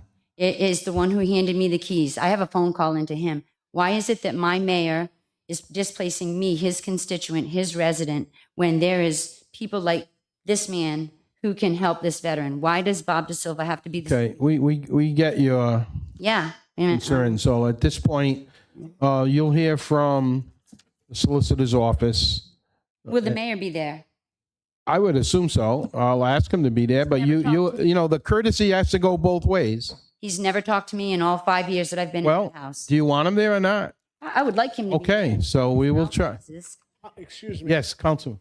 How much did you say your voucher was for a month that you got? My voucher for a one-bedroom apartment is $1,580 a month. So anybody who holds a one-bedroom voucher, there is not an apartment in the city of East Providence that is available to anybody who holds a voucher for that amount of money. And with, I say, I came back here in 2018 for a funeral in June, and 6 months later, I moved back here.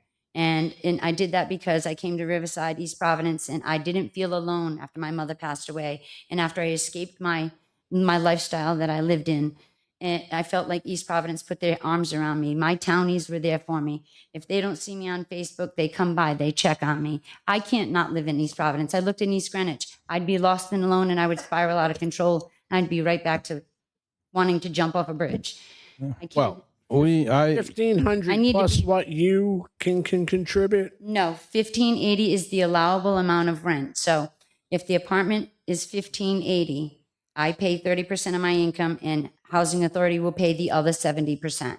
That's just the premise that you rented it on too. So even if President Trump takes away housing or reduces it, I can still afford to live in that home because it was rented as $900 a month or 30% of your income. I could still do that and I wouldn't be homeless. And I think it would be easier to find a homeless vet and make it a transitional house when it's somebody's permanent house. It just seems mean, cruel, inhumane. It's not right. okay. This will be continued. Thank you, and thank you, neighbors. Can I just make one last? Yes. No veteran organization, Julie, approached this city asking them to remove you. So this is, like I said, I just found out when you sent the letter. So we do have a need. There has been many conversations about the need for veteran housing to transitional part. I just want to be clear. Nobody's saying put you out. That's a veteran. Because that's not how veterans. That's think. what Mayor Bob De Silva and he say. They may have said there's a need for housing, No, they but said in they your wanted situation, All right. So they could rent. Thank you. better. We will continue this. that's a lie. Thank you for And coming so out. Will I be on the next council meeting? No, we'll be having a personal meeting. Okay. This won't be conducted in public. The official votes will be in public, but Will- we're going to sit down with all the parties involved, you and person of your designation, if you feel you I need have nobody. I don't know representation. who I would do. Yeah, one of us, Councilman afford a Lawson is lawyer. offered, or I will be there, and everyone will be treated with courtesy, both sides of the table. Mhm. And we'll get final answers. And to add in closing, I know you've given me more than enough time. The lifestyle that I had before I came back to East Providence, the security that I have in my home, knowing that tomorrow they're not going to say, you got 30 days notice to get out. I need that stability in my life. It's just something that I think anybody would want. As I said earlier, there is no good look to this whole story. Thank you for coming out, and thank your neighbors for coming out. Thank Mr. Solicitor for giving us your information. And next item, please. Council members, update on East Providence Restaurant Week, June 15th through the 21st, 2025. Council Vice President Rego. Thank you. Okay. 6, go ahead. Sorry. Thank you, Madam Clerk, Mr. President. Just an update, as you can see up here, it's our second annual Restaurant Week coming up. We had a great meeting the other day, just Councilman Lawson and myself, along with Jeff Pimentel, who handled a lot of the back of the house, getting marketing activities. And I'd also like to thank our clerk for getting involved and wrapping her arms around this, as this, this is her first time just getting hired in November. We've, again, trying to stay consistent, having it like the same time frame as last year. If you're a restaurant and you were already involved last year, all you got to do is click it. I'm speaking off the cuff. Just click it. You're gonna be back on it.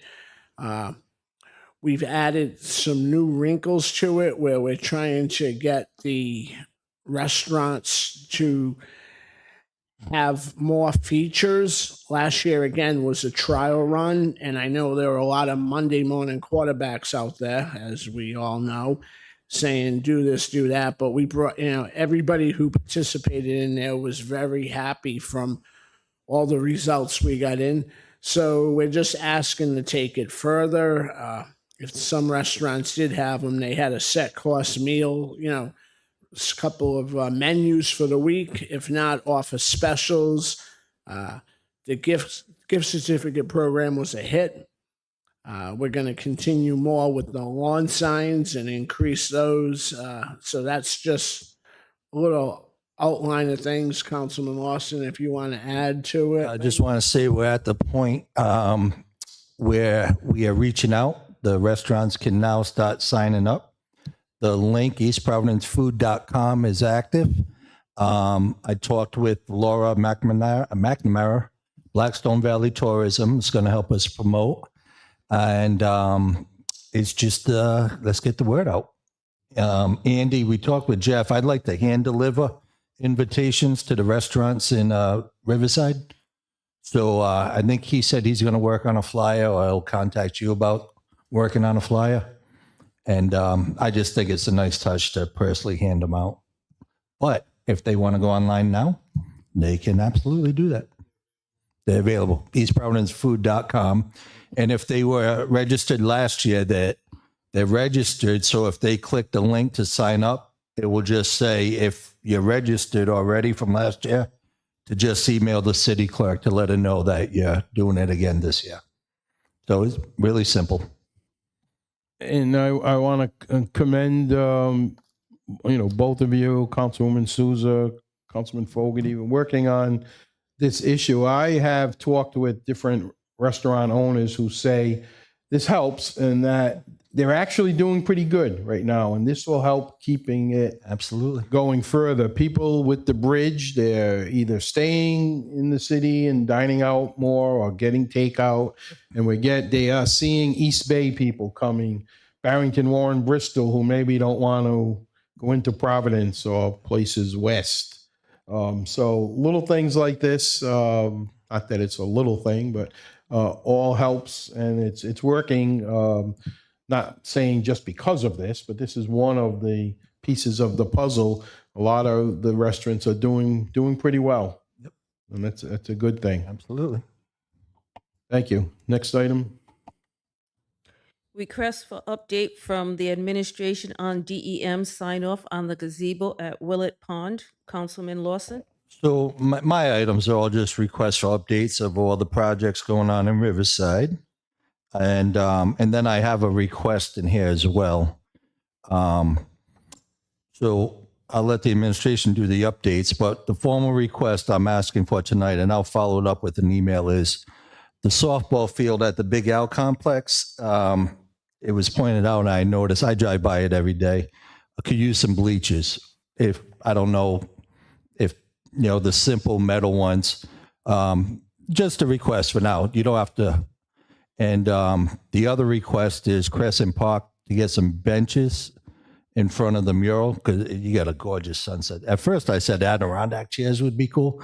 Then people start saying, Rick, those are hard to get out, man. I'm getting older. It's hard for me to get out of them. So if we could look into, and I know it's busy season now, but I just wanted to put it out there, if we could look at adding some seating in front of the mural overlooking the river. And if we can get some bleacher type seats, doesn't have to be a lot for the girls softball field. And with that, I will let the awesome Mr. Borges take over. Good evening, everyone. I Hey, buddy. lost my voice in the last day, so bear with me. But as it relates to Willett Pond, we did receive final comments from DEM. We should be submitting those to them by the end of this week. Awesome. Hopefully have that parking lot paved within the next month, bearing that they don't take too long to review the final comments, which were pretty minor. So that should be happening. And does that include the gazebo, that project? The gazebo is part of that Okay. whole permit. Awesome. Yep. So then moving on to the next item, with regards to the bleachers at the softball field, we certainly have a few sets at Riverside Rec or Big Al complex that we could move one of those over to the. So you guys redid the backstop fence, and it looks gorgeous. Just want to say that. Thank you. Yeah, they did come out really nice. And then as it relates to the benches for Crescent Park, those are on the plan. The benches that were ordered several months back that have been assembled at DPW. A few of those are slated to go at Crescent Park. Okay. Those will go there. Thank you. And then as it relates to the kayak, well, I don't know if, let the clerk, sorry. Request for update from administration on kayak launch being put back in timeline. Councilman Lawson. I'll just let you go with all these. Yeah, so we had we obviously had the kayak launch. One of the welds broke off on the kayak launch. So we determined it'd be easier to pull the whole thing out, make some repairs, and we're actually going to strengthen it so that we can ultimately lift it up during winter months so it doesn't stay in the water. Awesome. We're targeting Memorial Day. We're hoping that we can get it done by then. We've had a few individuals give their notice with the city that we're working on this. Okay. We're a little shorthanded in the Parks Department, but hopefully have that soon. Sabin Point Playground. Did we order that equipment yet? Is that? Yep. So the equipment's been ordered. We do have a sewer line that needs to be relocated. Right. That's the Volkswagen settlement. Yep. So a portion of that money, a portion of the Volkswagen money will go to replace that. So we're currently working on getting bids for that. Okay. Rough timeline. I would hope by midsummer we'd have it completed. So no playground until that's done first. Yeah, the sewer line has to be relocated so that we can put down the rubber surface. Sounds good. In that park. Okay. The next ones will be for, The train, yeah. number 6. Request for update from the administration on plan to store the train for this summer until the new concession storage building is complete. Councilman Lawson? Just to follow up from the last meetings, we allocated capital funding to purchase a train for kids and families in the city, and I just want to hear the plan to get it done. Good evening again, Councilman. So at this point, just as I've recently said, but there's really no additional update other than the fact that until it's purchased and when we have like, I'm sorry, I can't see you. Until it's purchased and we have like a full plan a place to store it, there isn't an update because right now, currently, and Tracy can speak more to this on where the funding is and where it stands now. But at this point, there's really no update. Any conversation, the money's allocated for the train from the capital budget. So we can purchase it right now. We just need to know where we're going to store it until. Right. So the way the administration didn't want to purchase the train until we have all of those plans in place logistically, where it's going to be, what its use is going to be, where it's going to be stored. So that's all in process. Right. But are you waiting for the concession building to be built? Is you looking at temporary storage? Is anybody meeting to discuss this? Yes, of course, we meet all the time on all of our capital projects, so all of our updates, all of our funding. Has anybody discussed temporary storage of the train? Not temporary storage at this time, no. Okay. Can I request that it be looked at in next meeting? I'll bring it up again. Yes, you're you're able to put. Does Tracy have something to get up add to anything. that? Or if not, then you don't have to move forward. Are you involved in the planning of this? Just insights, I guess. All right, let's try that. Mhm. So first off, the train, we thank you so very, very much, okay? However, it was allocated to recreation, so it kind of changes the original plan and scope of how it was going to go. So we need to meet with the administration as, like, I would assume Tracy Carousel, Division of Recreation, meet with the administration. We've got to discuss staffing, operations, insurance, everything like that. Mhm. And in those conversations, sure, we could look into some temporary storage. But I'm just curious, are we looking for temporary storage, just so I know what to be discussing? A place to put it until it can be stored at the carousel? Absolutely. Or are you looking for a place to put it so it can be used in that time frame? No.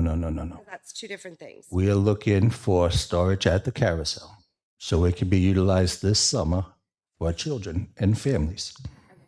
And we know the building, that's my next update. The update, if the building's going to get built this year, which I'm not hearing that, that's one thing. But if it's not, can we find a temporary storage for the train so we could utilize it this summer?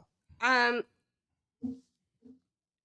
gonna be cheeky, and you have to forgive me because I'm under the weather. I think we'd be putting the cart before the horse if we go ahead and order it without a plan. Well, that's what I've been asking for a plan. No, I totally understand that, and I have no problem meeting and talking and discussing the plan. I think due to it being an electric train, storage on the carousel grounds on a regular basis will be difficult. Both being able to charge it, the security, how we protect it from just disappearing. Because really the only type of unit you could get, unless somebody has another idea, but would be like one of those trailers, like a storage pod. We have one at the senior center. And you could maybe drive it in, but there would be no way to then charge the train. But I really stress having a plan and an idea on how the staff works before we go ahead and order. Okay, I can tell you it will take about 12 to 18 weeks to even get a train in production, unless we go for used, which I've been looking all over and getting updates on different amusements that we could potentially purchase a train from. So we're working on it, but there's still a lot of legwork to be done before we just order a train. Okay, so I'll put it on the next agenda so you guys can meet. And we can keep updating you as things come up. Because it's mid-April now. We want the summer to be nice for the kids. Trust me, I know we're midstream of trying to get open. So things will be a little bit slow on the extras, but I have requested a meeting, so hopefully we can work out some details. I think that Director Borges is a certified engineer.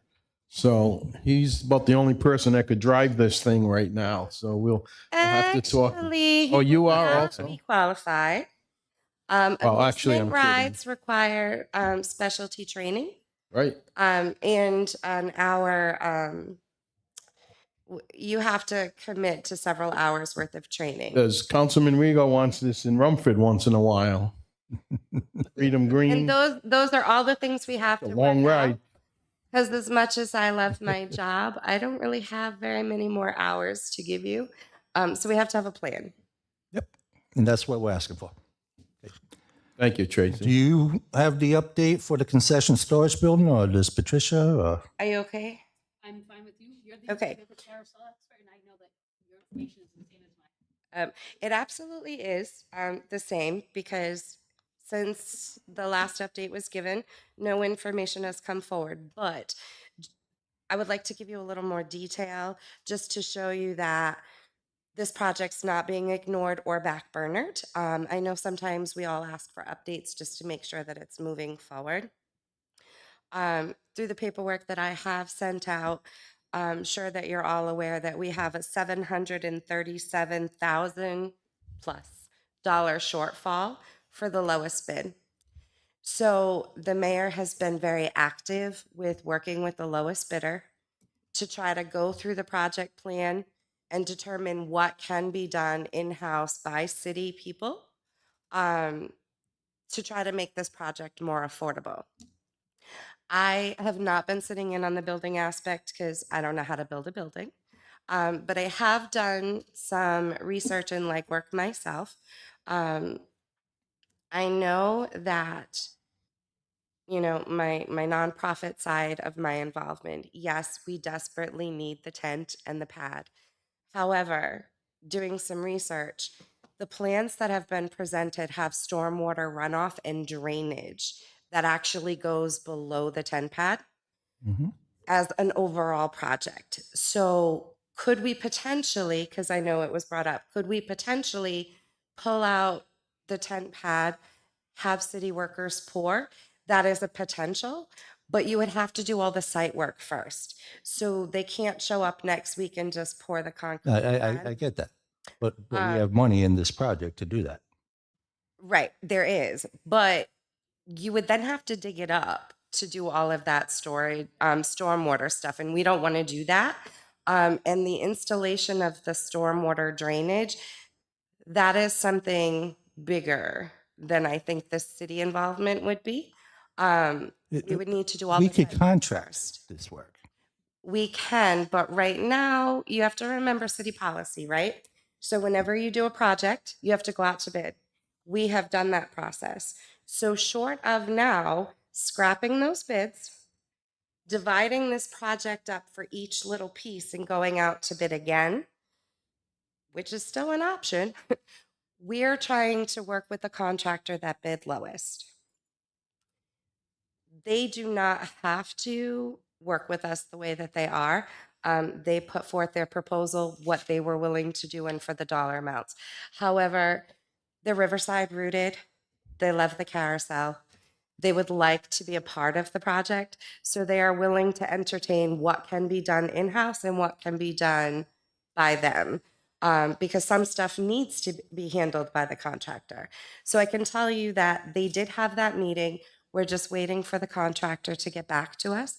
Hopefully, I can't make any promises, but hopefully by the next meeting, there might be more of an update for you. But just over $700,000 is an awful lot to be off on the project. Well, it's like I said, it's mid-April, and I think that the event tent could be the first part. Listen, You know, I we would got the love food and nothing wine, more. trying to raise money for the carousel. We're gonna have to rent a tent for a couple thousand. Are we going to have Dune Brothers back this Yeah. summer with Yep. Chowder? And We're just waiting to get the water turned on.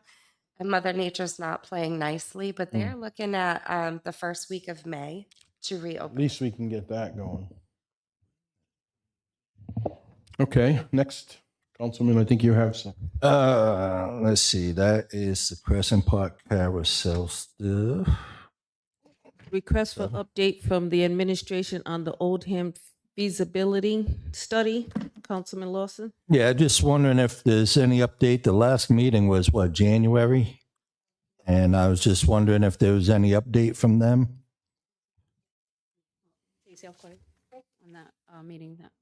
I'm sorry, Councilman, I was just. That's right. I just Schedule. wanted, I haven't heard from the feasibility study in a while. Okay, so I did get an update from planning, so regarding Oldham, let's see, the consultants for the feasibility study are working on the operating model phase of the study, which is the next step.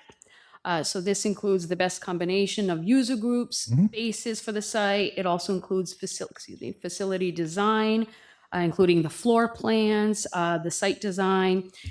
As I had mentioned during our previous council meeting, we plan to have another spring meeting. I know you wanted it in the building, but they determined it would not be safe to do that.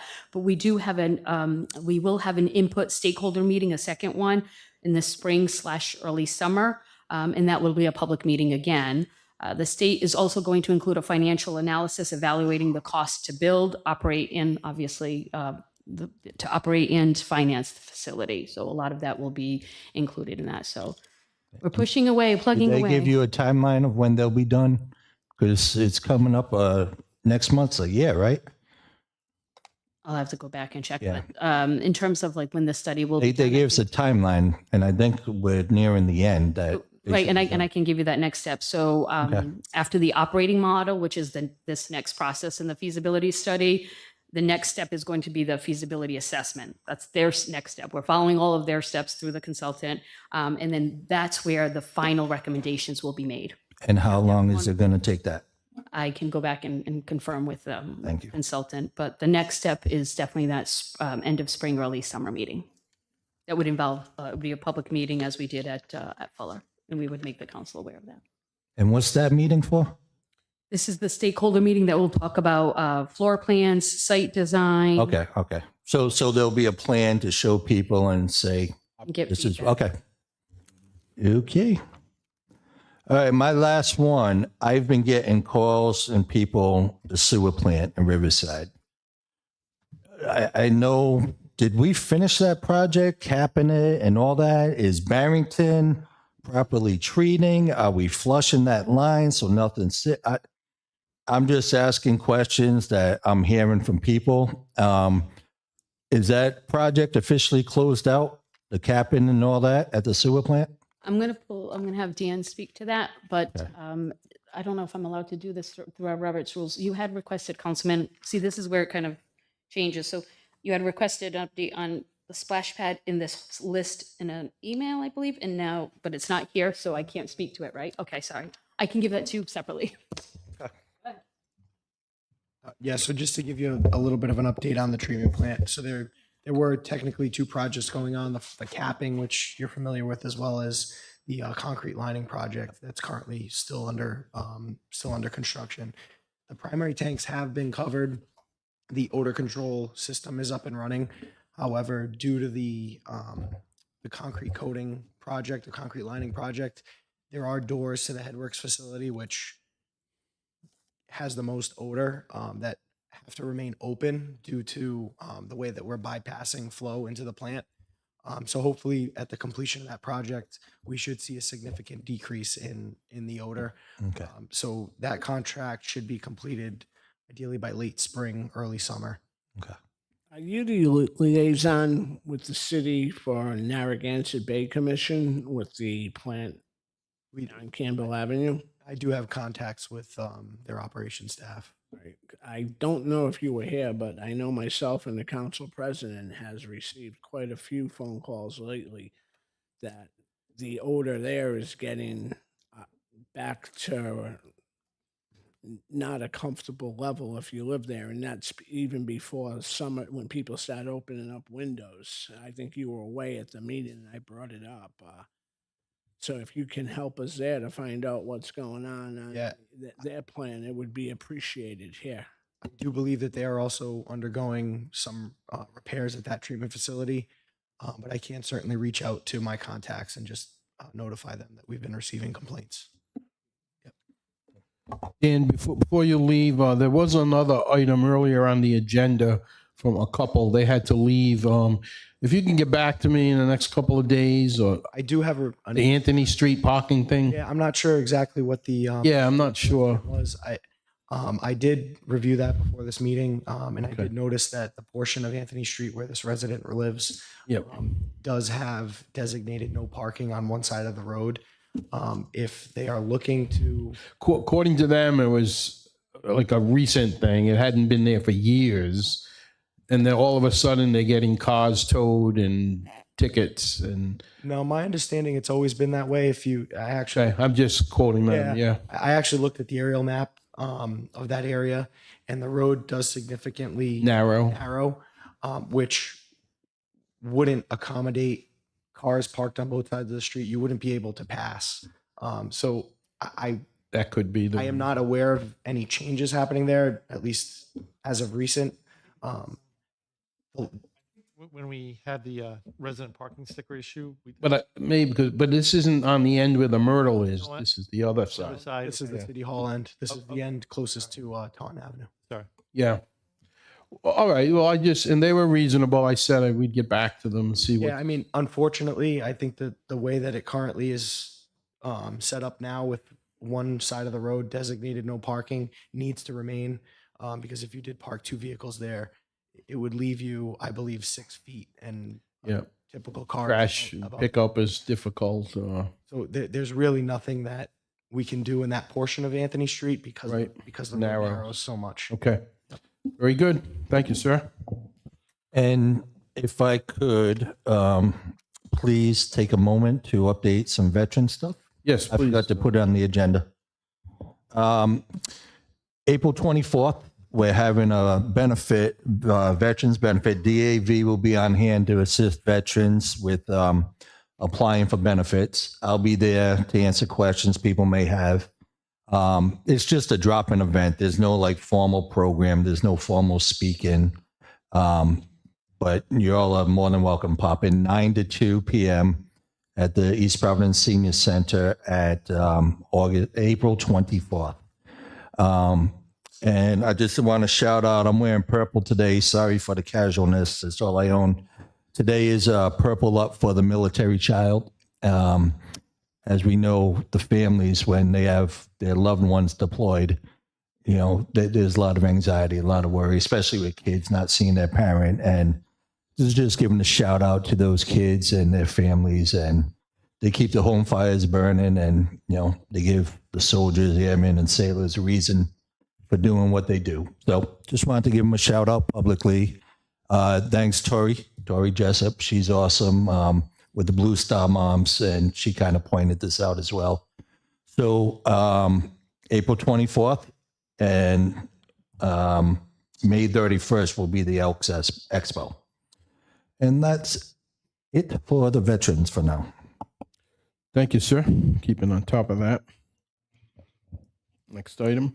New business, mayor communication. Hey, Do you have anything you want to read, Communications? Patricia, or do you want us to just accept it, or totally up to you? I'm actually going to defer. I'm going to do something strange. I'm going to defer to the council. Council Vice President Rigo. There are a few on here. I didn't know if you wanted to read our National Autism Awareness Month. I know that. Yeah, I was going to Can't suggest see you that. behind the lily, but Maybe just read the headings of the others, and then the autism awareness. We should do a little more in depth. If Councilman Patricia, why don't you read the headings Sure. of everything? So there's a lot going on this month. We have National Walking Day.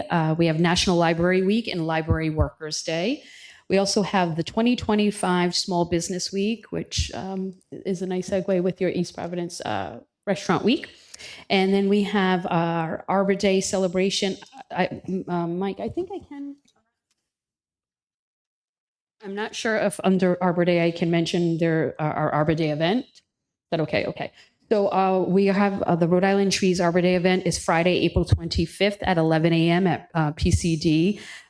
There's that one. We also have an event on May 5th at 6:30, which is in regards to the library, the Weaver Tree Library, the Weaver Library.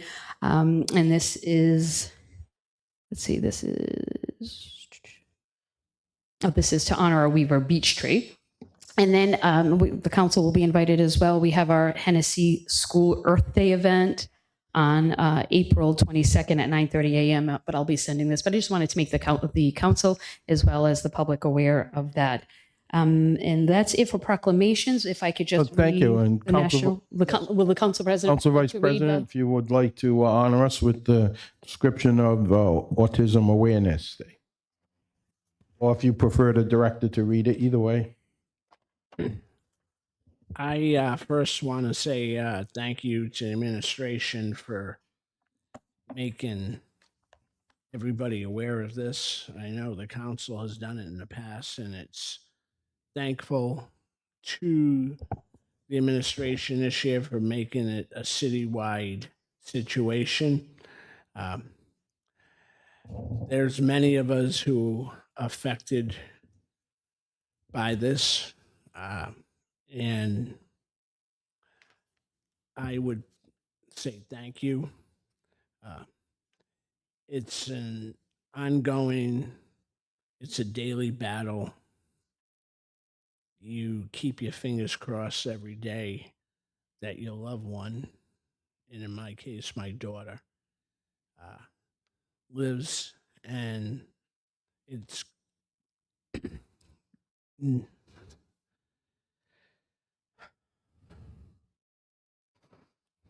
Well, one thing we know, your daughter is fortunate to have parents like both of you who have not only supported her, but the entire community, autism community. And we on the council want to join with you in that. And we will continue to offer these proclamations whenever possible. can have somebody else read it. So for me, I believe it should be autism every day, year round. I've spent a decade of my life working with the families and kids with developmental disabilities and such. And I can't tell you how many tears and hugs, and it was the most humbling, rewarding experience of my life. All right. So proclamation for the city of East Providence by Mayor Roberto da Silva, 2025 National Autism Awareness Month. Whereas the autism spectrum disorder is a neurological disorder that affects how people interact with others, communicate, learn, and behave. Whereas ASD is commonly diagnosed in toddlers and children, however, ASD can be diagnosed at any age. And whereas doctors continue to study the manifestation of ASD in the lives of adults who were not diagnosed as children and how that presents differently for them.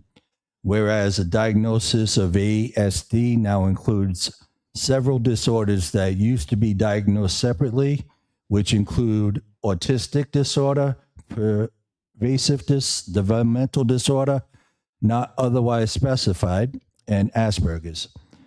ASD affects 1 in 36 children in the United States, a staggering increase from 1980, when the disorder was found in only 1 to 4 out of every 10,000 individuals. ASD is reported to occur in all racial, ethnic, and socioeconomic groups. ASD is 4 times more diagnosed in men than women due to many signs and symptoms of ASD presenting differently in women compared to men. Diagnosis usually occurs during childhood. However, some people are not diagnosed until they are adolescents or adults, which means that people with ASD might not get the early help they need. Early intervention services, very important, help children learn important developmental skills using different therapies to help the child talk, walk, interact with others, communicate, and control behaviors, including physical aggression, and self-injurious behavior. East Providence strives to promote autism awareness, acceptance, inclusion, self-determination for all, and ensure that each person with ASD is provided an opportunity to achieve the highest possible quality of life. And whereas everybody in East Providence is encouraged to learn about the lives of those on the autism spectrum and continue to raise awareness and acceptance for children and adults who are on the autism spectrum. Therefore, Roberto da Silva declaims on behalf of the city, April 2025 Autism Awareness Month.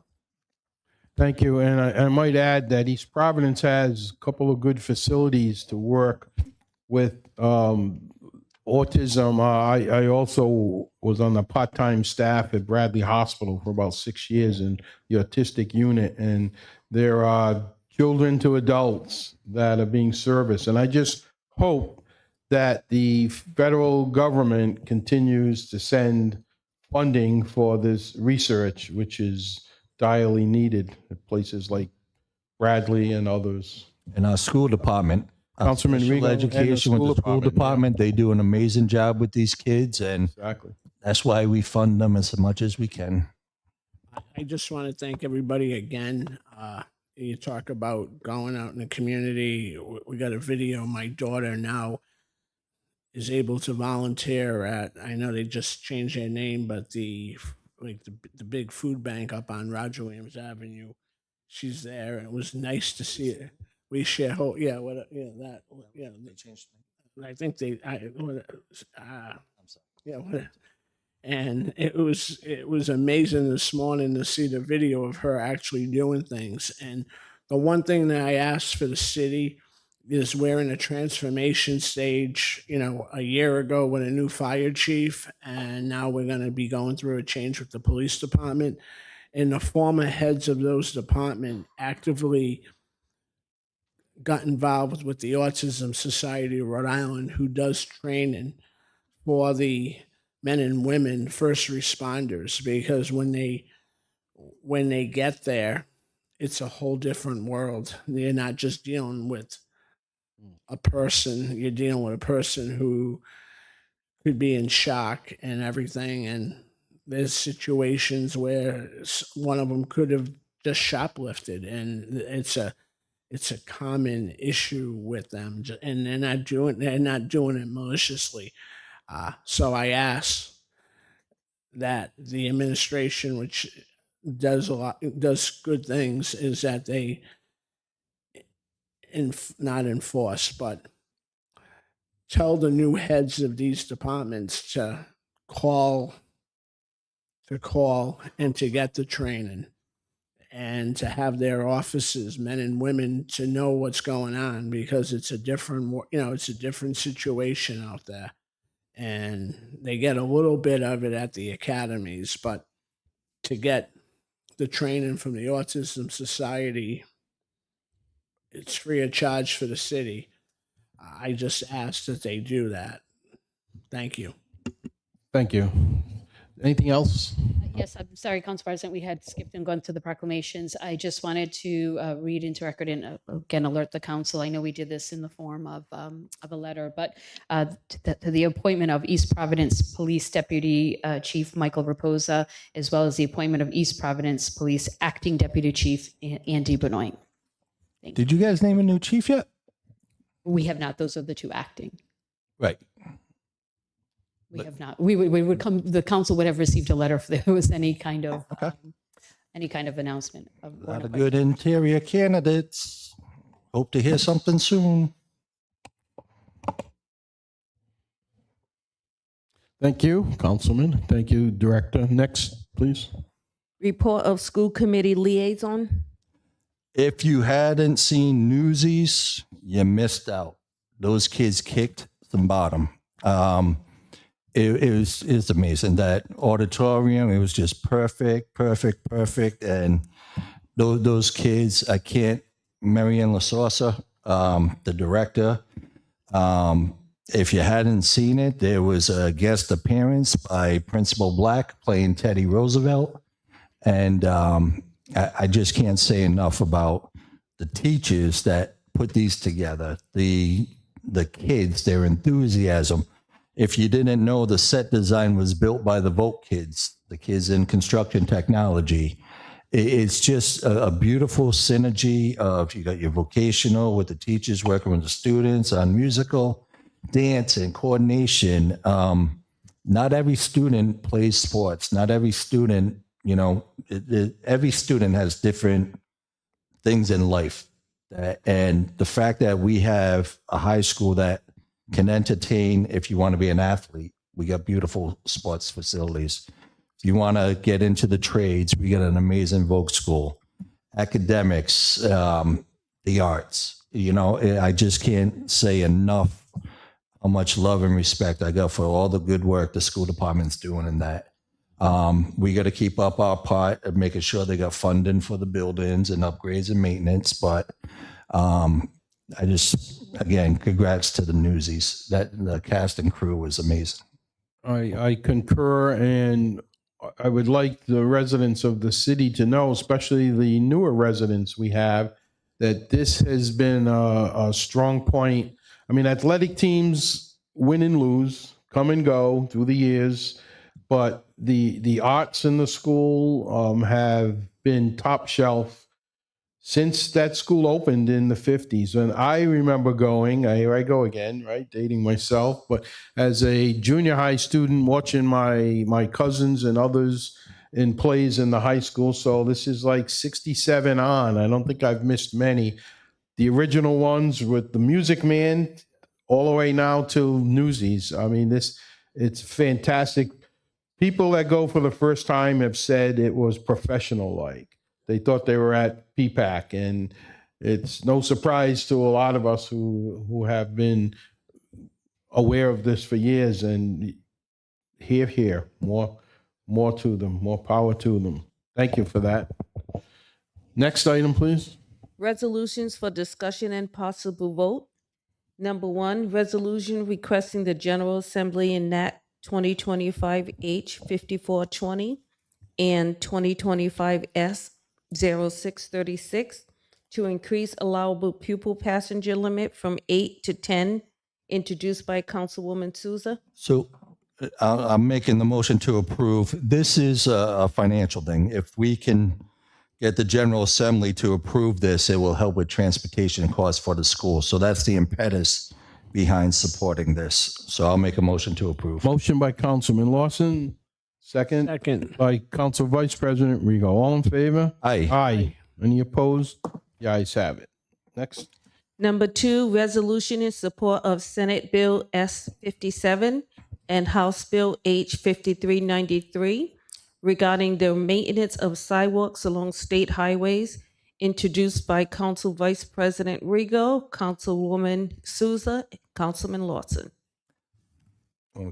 This is just a follow-up of support. State roads, sidewalks. We just kind of want to get RIDOT's attention. And, they're doing Willard Ave now, which is great, but there's still a lot that needs to be done, Pawtucket Ave and stuff. So make a motion to approve and defer to Council Vice President. Yeah, I mean, right here, we get phone calls all the time, and ultimately it comes down to it. When they start talking about the street, ends up being, well, that's a state road. Very rarely do we get calls about city sidewalks or anything like that. So this is a great bill that needs to be passed so that Pawtucket Avenue, Newport Avenue, Warren Avenue, et cetera, are maintained properly by the state. And that seems to be where our biggest sidewalk issues are. Motion by Councilman Lawson, seconded by Council Vice President Rigo. All in favor? Aye. Any opposed? The ayes have it. Thank you. Number 3, resolution authorizing the mayor to enter into a contract with Woodard and Curran for upgrades to the city's supervisory control and data acquisition SCADA system. So I went through this. There's nothing onerous. The only question I had was, it's like the server is a physical server instead of cloud-based, but everything else okay. I'll make a motion to approve. And just for clarification, the amount is $100,000, which is funded by the water infrastructure account. Yep. And this continues to go through some of the archaic Oh, absolutely, underground absolutely. systems that we have, including here and there, a couple of wood pipes. Yep. Absolutely. So this is all good stuff. Motion by Councilman Lawson, was it? Second. Seconded by Council Vice President Rego. All in favor? Aye. Aye. Any opposed? Motion The ayes to have it. adjourn. Motion to adjourn by Council Vice President Rego, seconded by Councilman Lawson. All in favor? Aye. Aye. Any opposed? Meeting is adjourned. Thank you all.